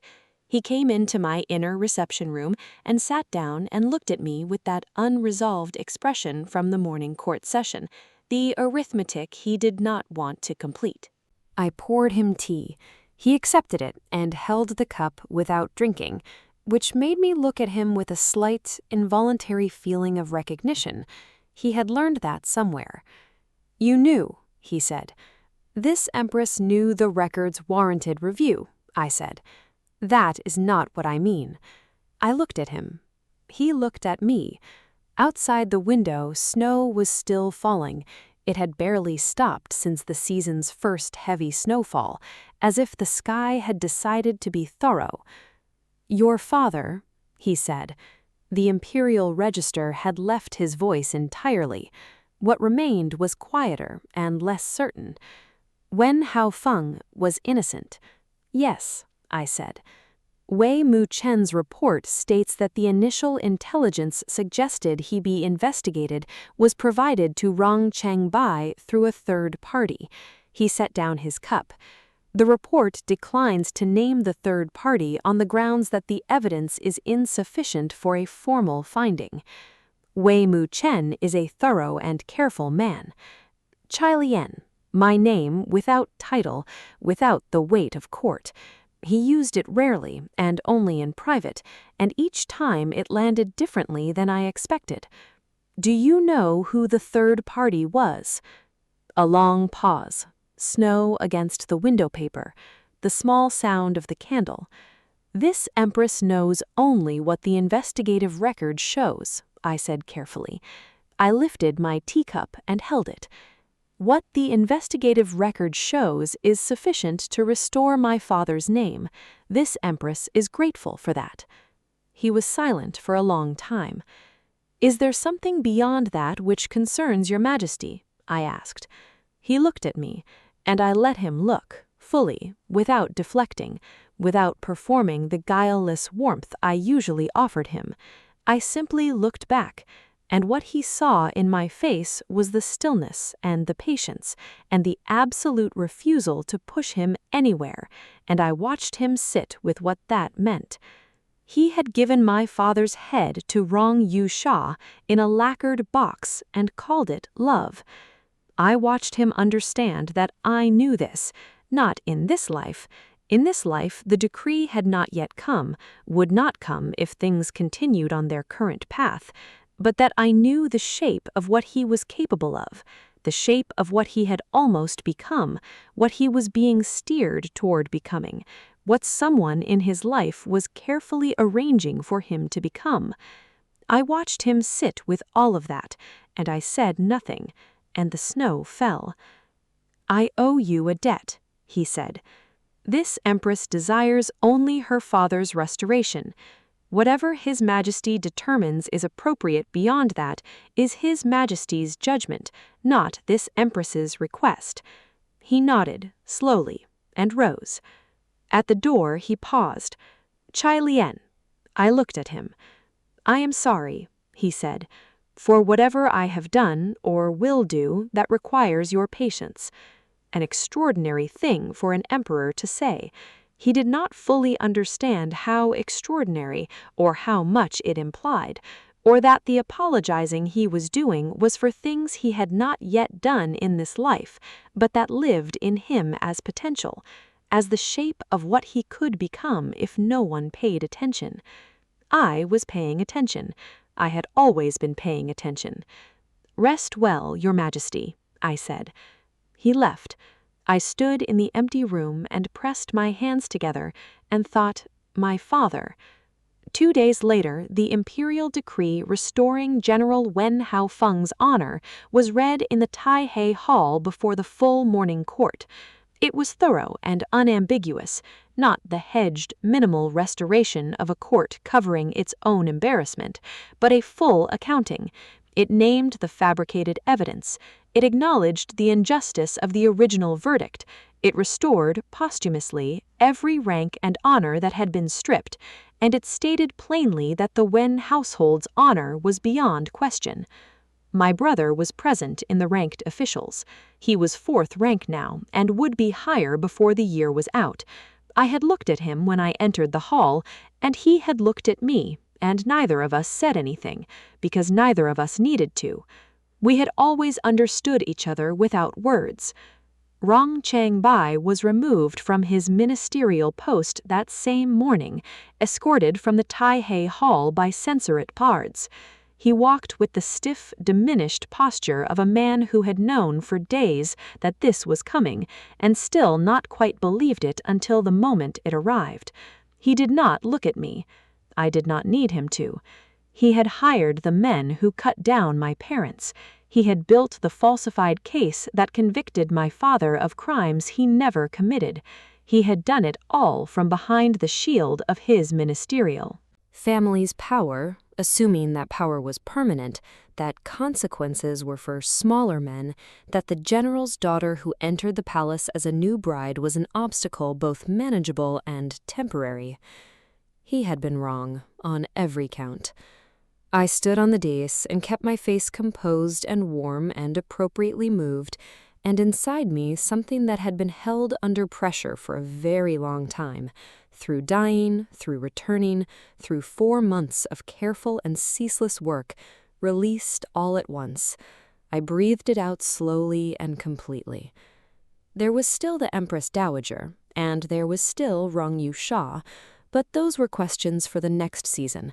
The most important skill I had learned in the cold and in the mud and in the long frozen nights of my first life's ending was knowing when to move and when to be still. I had moved. Now I would be still and let the weight of what I had set in motion find its own level, the way water always does, filling every space that gravity offers it, patient and absolute and utterly without mercy.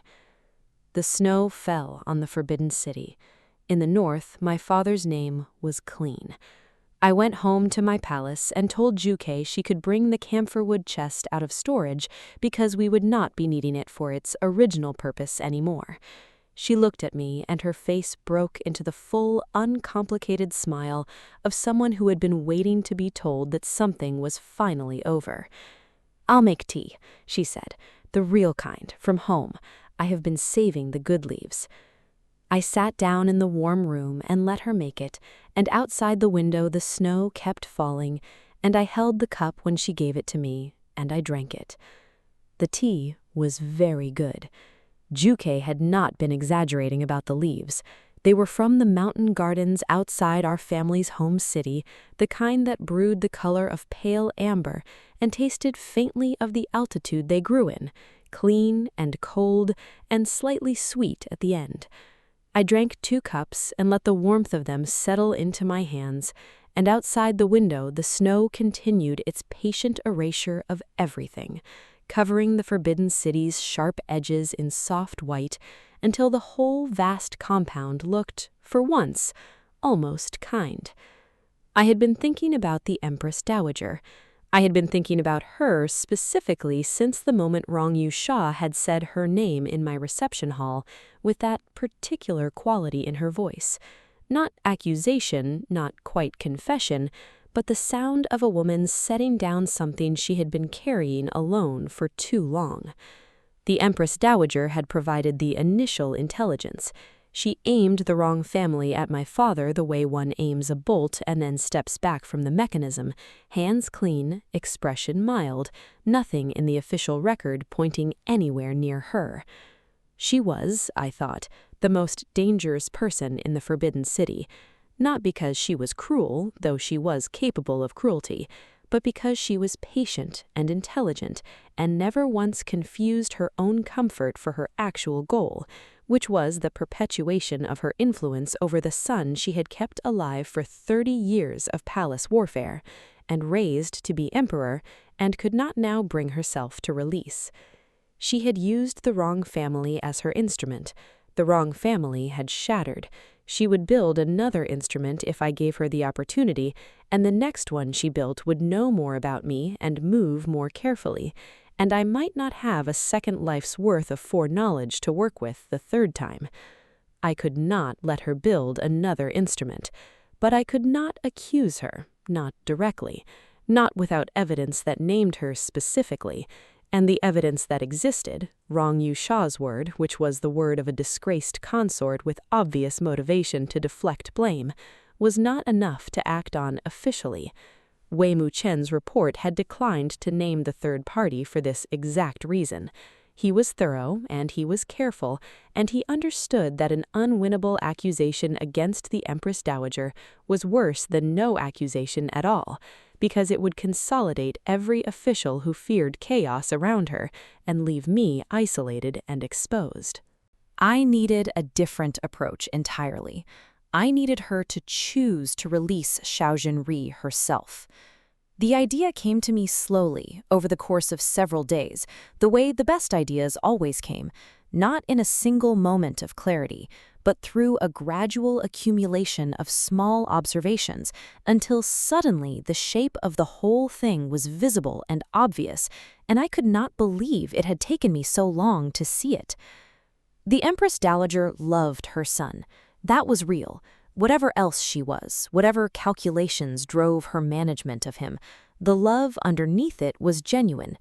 I had watched her face when he entered a room, in the brief, unguarded moment before she composed herself, and what was on it was not the satisfaction of a strategist watching her piece move correctly, but something older and less rational. The face of a woman who had survived terrible things in order to keep a specific person alive, and who had never fully recovered from the years when keeping him alive had required her to be constantly afraid. She managed him because she could not stop being afraid for him. That was the root of it. If I could give her a reason to believe he was safe without her management, that the architecture she had built to protect him was no longer the only thing standing between him and destruction, then the grip might ease. Not vanish. She was not capable of vanishing entirely from a space she had occupied for 30 years, but ease, loosen enough that it stopped being a cage. The question was how to give her that reason without telling her what I knew. I requested a private audience, not the formal tea of my arrival, something smaller, more intimate, a request to walk in the Ningxiao Palace's winter garden, if the Empress Dowager was willing. I worded the request with careful deference and cited the pleasure I had taken in her chrysanthemum courtyard, which had stayed with me since my first visit. A small thing. A daughter-in-law who wanted to spend time with her husband's mother. She agreed, which surprised me slightly. She was curious, I thought. Whatever I had been doing in the palace over the past months had made her curious, and a woman of her intelligence would rather examine a curiosity directly than watch it from a distance. We walked in the winter garden on a morning when the snow had paused and the sky was the flat white of held breath. The garden's bare trees were beautiful in their austerity, plum branches still months from blooming, their dark lines precise against the white ground, like brushwork. The Empress Dowager walked at a pace that suggested she could have gone faster and was choosing not to, which is how she moved through most things. We talked about nothing important for a while: the garden's maintenance, the varieties of plum she preferred, a particular flowering tree she had brought from her natal home when she first entered the palace as a young consort, and that had taken 7 years to bloom in its new soil. 7 years, I said. That is a long time to wait for something to take root. Good roots require patience, she said. She glanced at me sidelong. You seem to understand that. My father taught me, I said. He said the northern border was the same. A thing defended slowly over years was defended more permanently than a thing seized quickly. A pause, easy and unforced. I think about him often when I walk in gardens. He was not a man who would have expected to love gardens, but he did. He said it was the only place he understood completely. Plant the right things in the right ground, and they will become what they are supposed to become, without being forced. The Empress Dowager said nothing. We walked for several steps in silence. Your father, she said carefully, was a man of considerable capability. He was. He was also a man who never sought more than his position warranted. He had the northern command, and he was content with it. He had no ambitions toward the capital. I said it plainly, without emphasis, without looking at her. The truth stated simply, as truth requires no ornamentation. The Empress Dowager stopped walking. I stopped too and turned to look at her, and she was looking at me with an expression I had not seen on her face before. Not the measured appraisal of our first meeting, not the careful neutrality she had settled into since. Something more unguarded. The expression of someone who has just heard something they had not expected to hear and do not yet know what to do with it. She said, "He sounds like a man who was difficult to argue with." Impossible. He was right too often. I smiled at her, not the court smile, not the performance, the one my brother always said made me look 12 years old. Your Majesty was also right, I think, in ways that perhaps felt like the only option at the time. A court is not a garden. The right things do not always grow on their own. A silence, a long one. The flat white sky pressed gently down on the bare plum trees and the snow-covered paths, and the two of us standing in the middle of it all. And I waited, because I had learned how to wait. You know, she said, it was not a question. This daughter-in-law knows that my father was innocent, I said, and that he is restored, and that the Wen household's future is secure. I looked at her steadily. This daughter-in-law knows that a court requires protection, and that protection sometimes requires difficult choices, and that the woman who kept an emperor alive through 30 years of warfare made choices she could not always explain. This daughter-in-law has no wish to explain them on anyone's behalf. A pause. This daughter-in-law has only one wish, which is that His Majesty be genuinely well, not managed, well. Another silence, longer. The Empress Dowager looked out across the winter garden. Her profile was composed, but there was something working behind her eyes, some internal reckoning that I was not permitted to see and did not need to. Whatever it was, she needed to do it herself, and I had the patience to let her. He trusts you, she said at last. Her voice was different, the edge gone from it, not softened exactly, but set down. He trusts very few people. I have spent 30 years being one of them. She paused. It is a considerable thing to trust. It does not become easier to relinquish simply because one recognizes the necessity. No, I said. I imagine it does not. She turned and looked at me directly then, for the first time in the whole of our walk, with the full weight of 30 years of careful, frightened intelligence. "Do not waste it," she said. "Whatever he gives you, do not waste it." "I will not," I said. She nodded once and turned, and began walking back toward the palace, and I walked beside her, and we did not speak again, and I felt in the silence between us something loosen and reconfigure, not into warmth, not into anything so simple as warmth, but into a kind of honest distance, the kind between two people who understand each other's position completely and have chosen, for reasons neither will fully articulate, to step back from the edge. It was not forgiveness. I want to be precise about this. She had pointed the mechanism at my father, and my father was dead, and no winter garden conversation could make that into anything other than what it was. I had chosen not to pursue her for the same reason I had chosen not to pursue certain other things, not because I lacked the means, but because I had looked at the cost and the outcome and determined that one destroyed the other. Destroying the Empress Dowager publicly would destabilize the court. It would give Xiao Jinri a grief he could not manage and a crisis he could not contain, and it would consume years that I intended to spend on other things. And more than all of that, this was the thing I turned over most carefully in the quiet of my own mind. More than all of that, she was not right that the court had required protection. She was not right that the emperor had required protection. She had chosen a terrible method and aimed it at an innocent man, and I would not excuse that. But I could look at it without the need to reduce it to simple villainy and still know what I was going to do about it.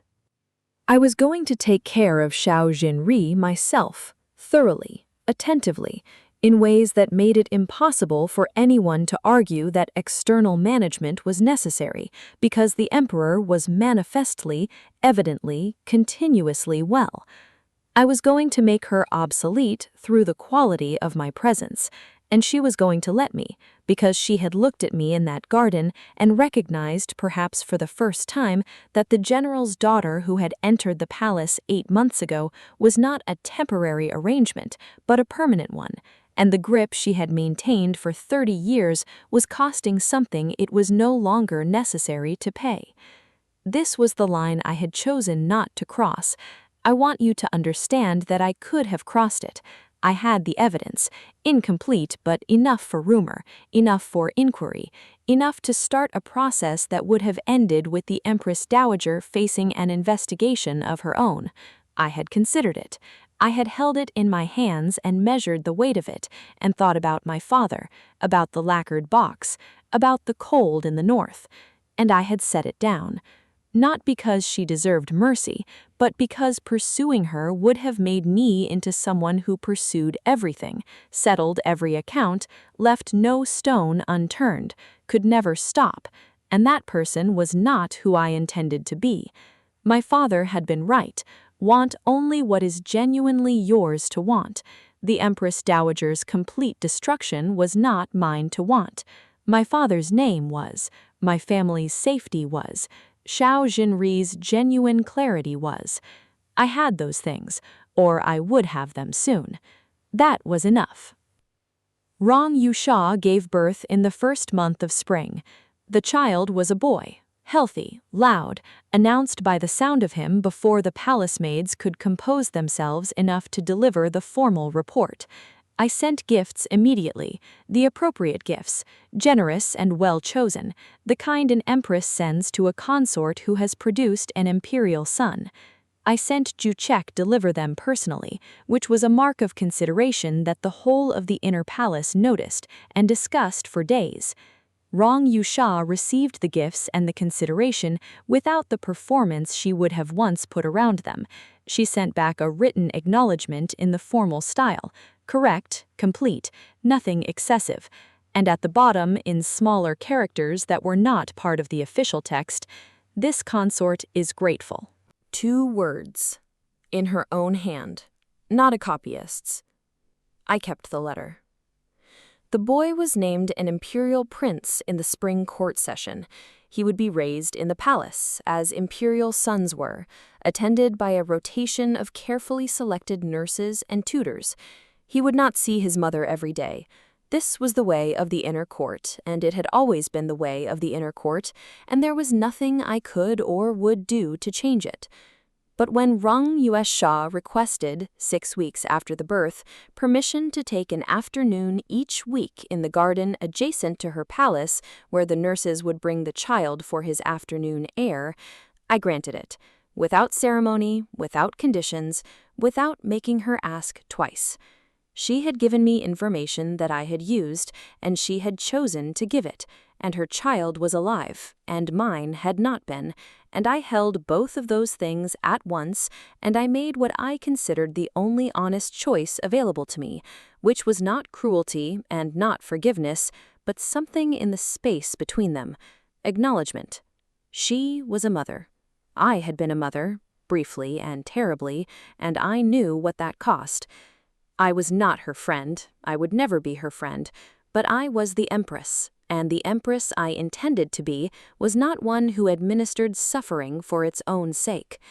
This, too, was a line I had chosen not to cross, and choosing it felt different from all the other calculations I had made. It felt like something settling into its correct position, the last piece of a long assembled thing finally placed where it belonged. Rong Chang-bai was sentenced in the 4th month of spring.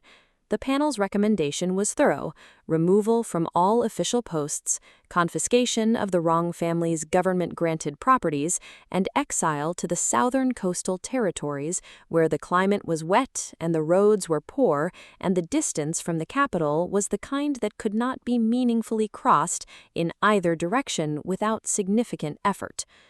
Not execution. I had not asked for execution, and Wei Mu-chen, in his thorough and careful way, had constructed a case that pointed toward exile rather than death. The distinction between a man who committed crimes under the influence of another party's direction and a man who acted entirely from his own ambition was a distinction the law recognized, and He Tongji's testimony about the chain of instruction had established exactly that distinction. I had not asked Wei Mu-chen to construct the case this way, but when I heard the recommendation, I thought that he had, and I thought that perhaps I would have done the same if I had been the one writing it. Rong Chang-bai stood in the Taihe Hall and heard his sentence read, and I sat on the dais and watched his face, and what was on it was not the dignity of a condemned man or the rage of a powerful one brought low, but something smaller and more honest than either, the expression of someone who had, for the first time in 20 years, run out of moves. He was 60. The southern territories were far and damp, and he would not thrive in them, and everyone in the hall knew this, and the knowing was its own verdict. He looked up once, near the end of the reading, and his gaze found me on the dais, and I looked back at him with the composed and neutral expression of an empress performing her function, and I held his gaze for exactly as long as was necessary, and then I looked away, because he was no longer the most important in the room, and I saw no reason to pretend otherwise. My brother oversaw the escort to the southern road. He did not tell me what passed between them, if anything. I did not ask. My brother was a man who knew the difference between what needed to be said and what needed only to be witnessed, and he had witnessed it, and that was sufficient. The silk tree inside the western gate still stood. No one had touched the hollow since my brother had noted its contents. The silk-wrapped packet with the Ministry of Personnel wax seal had been retrieved by the investigative panel as evidence and entered into the official record.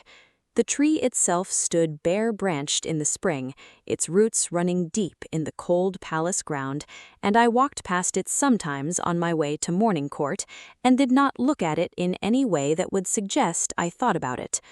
Some things did not need to be marked, they simply needed to have happened. Shah Ri-jin came to my palace in the evening of the sentencing. He came the way he had taken to coming, with no announcement, with only his personal guards, with the specific quality of a man who had decided that the formal architecture of imperial visitation is less important than simply arriving. I had long since arranged with my gate-maids that he was always to be admitted without delay, and he had long since stopped pretending the informal arrivals were anything except what they were, a husband who wanted to see his wife and had reached the point of wanting that simply, without layers of performance around the wanting. This had taken most of the winter. It had been careful and gradual, and partly the result of things I had done deliberately, and partly the result of things I had not done, the equal of those two things being perhaps more important. There had been evenings when he came to my palace in the foul mood of a man who had been handling too many impossible things, and I had simply sat with him without making conversation, without performing comfort, without trying to redirect or manage, just present and warm and asking nothing. There had been mornings when he had said something in the formal setting of court that was slightly wrong, not egregiously, not in a way anyone else would notice, but wrong in the way of a man who had been given a version of events that was subtly shaped, and I had found a quiet moment afterward to offer a different perspective, gently, as one offers a better map to someone who had been using a flawed one. He was not a bad man. I want to say this clearly, because it is true and because I had not always been sure it was true.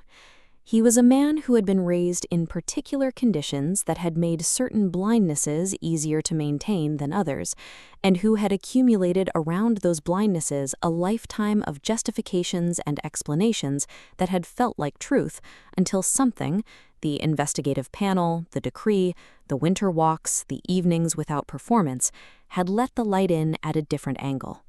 He was not the man I had watched, from the outside of my own death, carry a lacquered box to a laughing woman and call it love. He was not yet fully the man he could be either. That was a longer project. But the direction was right, and the foundation was being laid, piece by honest piece, by two people who were beginning, slowly, carefully, with the particular tentativeness of people who had both, in different ways, been burned before, to actually know each other. He sat down in my reception room on the evening of the sentencing, and I poured the good tea, and he held the cup and drank it this time, which was a small thing and also not a small thing. "Rong Shangbai is gone," he said. "Yes," I said. "Wei Mu Chen tells me the investigation identified a direction of instruction that the evidence did not support naming formally." He was looking at his cup. "He tells me that the absence of a formal finding does not mean the absence of a direction." "Wei Mu Chen is a precise man," I said. "Kailian," he set down the cup and looked at me. "I need you to tell me something honestly, and I need you to believe that I am asking because I want to know the truth, not because I intend to do anything in particular with it." I looked back at him. "All night? Is there something I should be asking about that I have not asked about?" A long, quiet moment. Spring was beginning outside the window, the first suggestion of warmth in the evening air, the smell of thaw working up through the frozen ground, the way the darkness came a little later each night. I thought about what I had decided in the winter garden, about the line I had chosen not to cross, and why, and what that choice cost me and what it gave back. "There are things," I said carefully, "that a person who has been afraid for a very long time does in service of that fear, that are not evil and are not good, but are simply the shape of that particular fear, and that stop being done when the thing feared becomes less immediate." I held my own cup. "This Empress believes that the things she has been referring to are already stopping, and that pursuing the understanding of them further would cost more than it would resolve." I met his eyes. "What His Majesty needs to understand is already available to him if he continues to look honestly at what the investigative record shows and at what lies behind it." He was silent for a long time. Outside, a night bird called once and stopped. "You are telling me," he said very quietly, "to look at the shape of it myself. This Empress is telling His Majesty that he is capable of doing so, and that he has been capable for longer than he was given the opportunity to demonstrate. Something moved across his face, not the arithmetic he did not want to complete. He had completed that, I thought, some weeks ago, in the imperial study with Wei Mu Chen's report in his hands. This was different. This was what comes after the arithmetic, the question of what to do with the answer. "She loves me," he said. "Yes," I said. "That is the difficulty of it."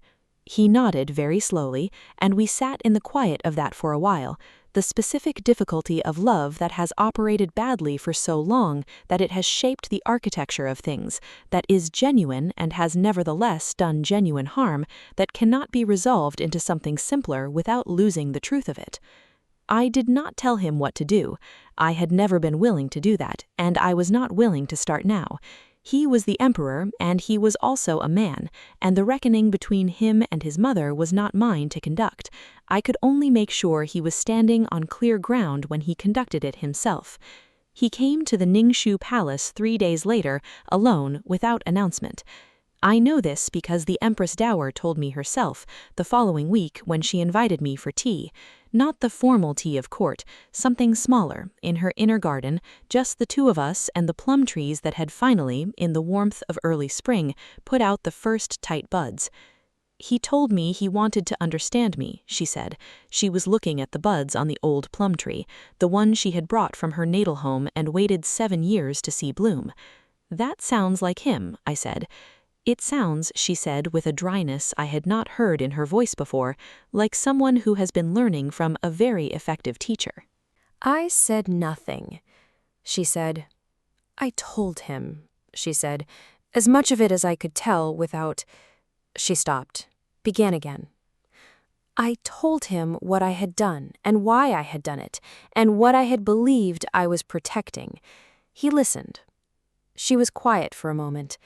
"He listened the way you listen, without pushing, without giving me anywhere to hide, but also without forcing." She turned and looked at me with the expression she had worn in the winter garden, the unguarded one. "I find that I am very tired," she said, "of being the only person in this court who knows everything that is happening." "Then perhaps," I said gently, "Your Majesty might consider resting." She looked at me for a long moment. Then she made the sound that was almost a laugh, fuller this time than I had heard it before, with less caution in it. "You are insufferable," she said. "So my brother tells me," I said, "frequently." She shook her head slightly. She looked back at the plum buds.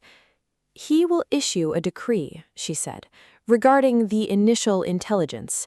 He will word it carefully. He has always been careful with words, more than people give him credit for. It will not name me directly. It will be sufficient." "Yes," I said, "I think it will." She reached out and touched one of the plum buds with one finger, very lightly, the way a person touches something they have been waiting for. 7 years for that tree to bloom," she said.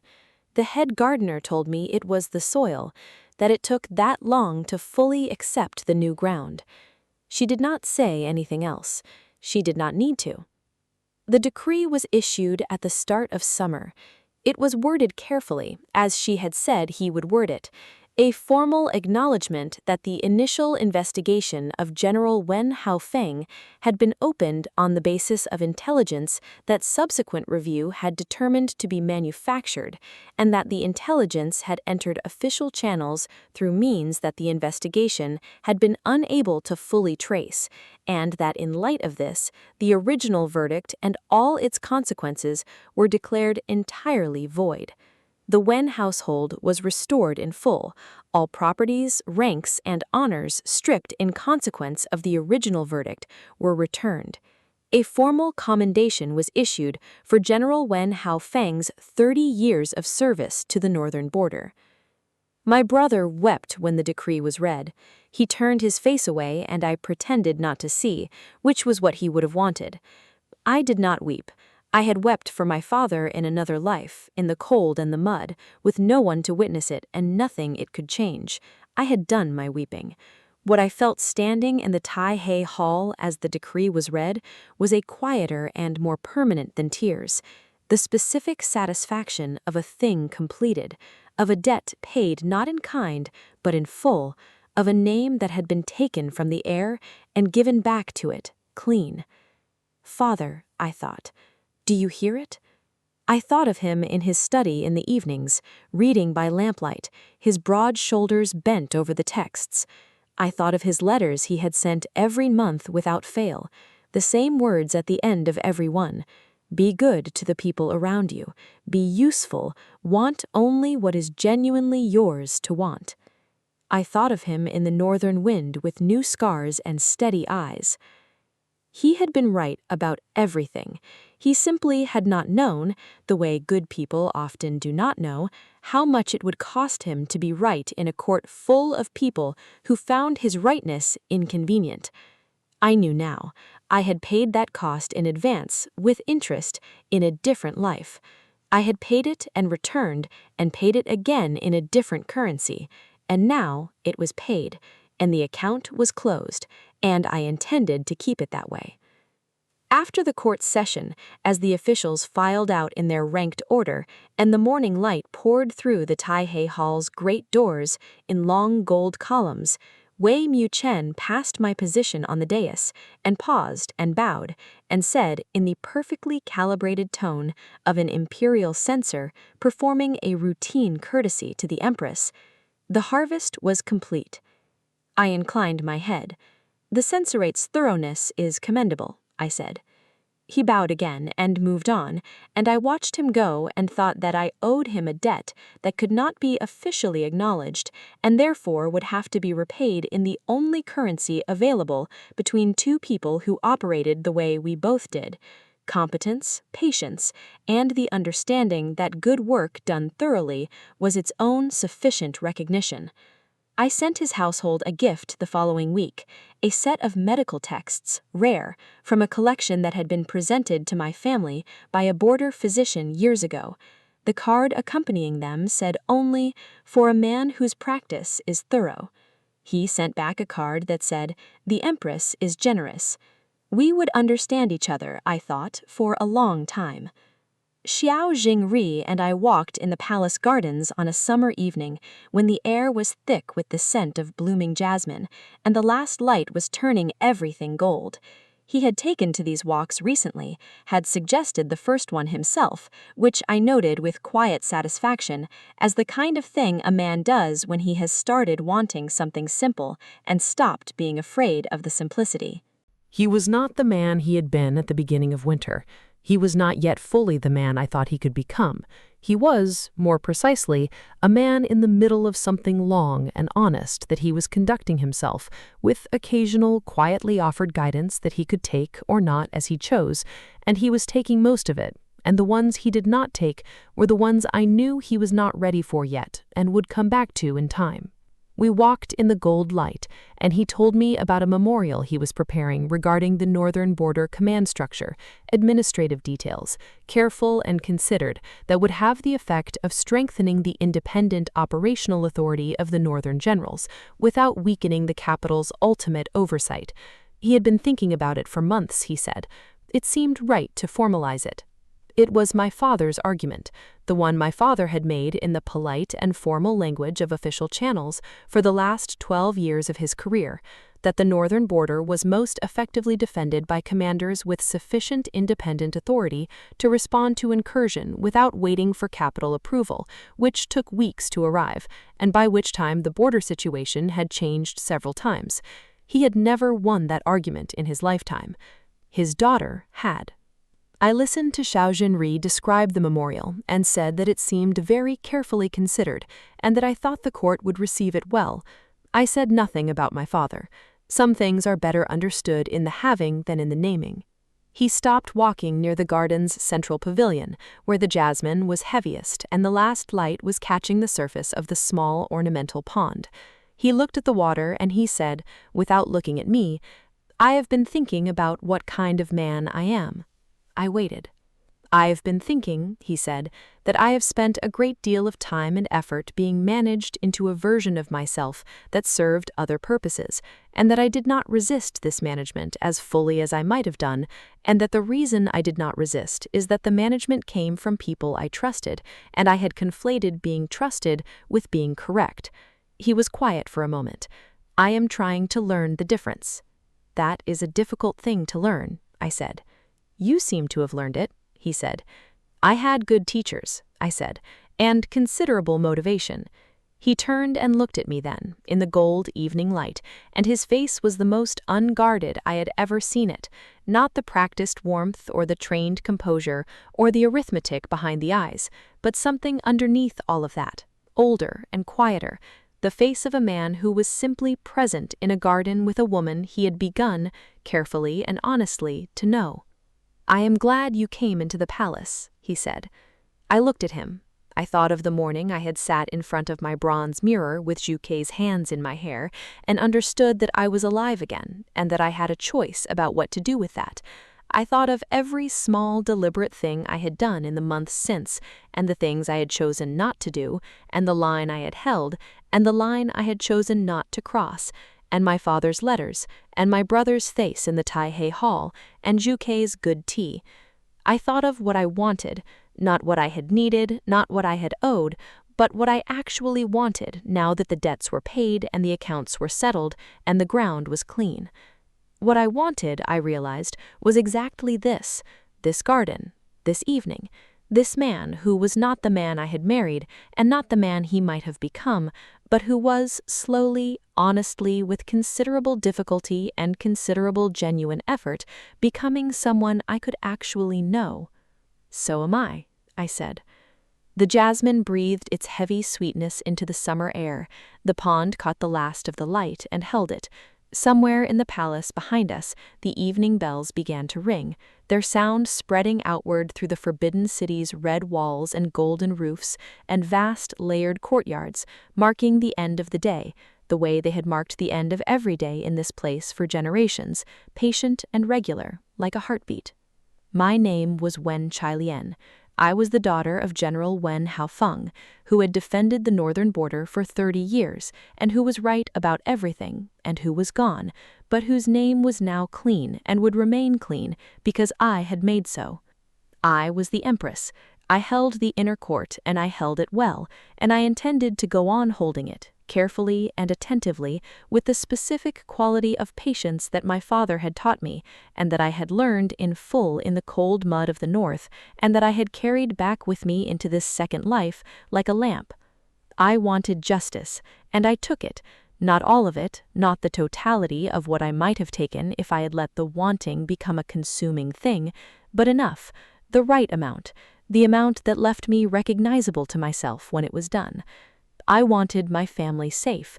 My brother walked the capital streets as a man of rank and standing, and my sister-in-law had told him 2 weeks ago that there would be a child by winter, and my brother had come to the palace that same evening, barely able to contain himself, and I had laughed at his expression for the first time in what felt like years, a real laugh, the loud kind that my mother used to despair of, and my father used to look pleased about. I had wanted my father's name clean. It was clean. I had wanted, somewhere underneath all the rest of it, something I had not let myself fully acknowledge until now, standing in this summer garden with the jasmine and the bells, to stop being alone in the way a person is alone when they are the only one who knows the full truth of things, when every room they walk into requires a performance, when the closest anyone gets to knowing them is the performance itself. I was not fully there yet.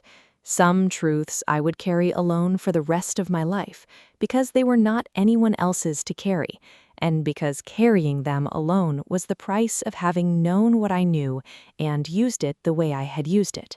But I was less alone than I had been, and the direction was right. My father had said, "Want only what is genuinely yours to want." I had wanted, and I had taken, and what I had taken was genuinely mine, and it was enough, and I was not going to waste it. The evening bells finished their counting. The last notes spread out into the warm summer dark and faded. I breathed in the jasmine air and I thought, this is what it is supposed to feel like. This ordinary, quiet, hard-won evening. This is what all of it was for. And I was right.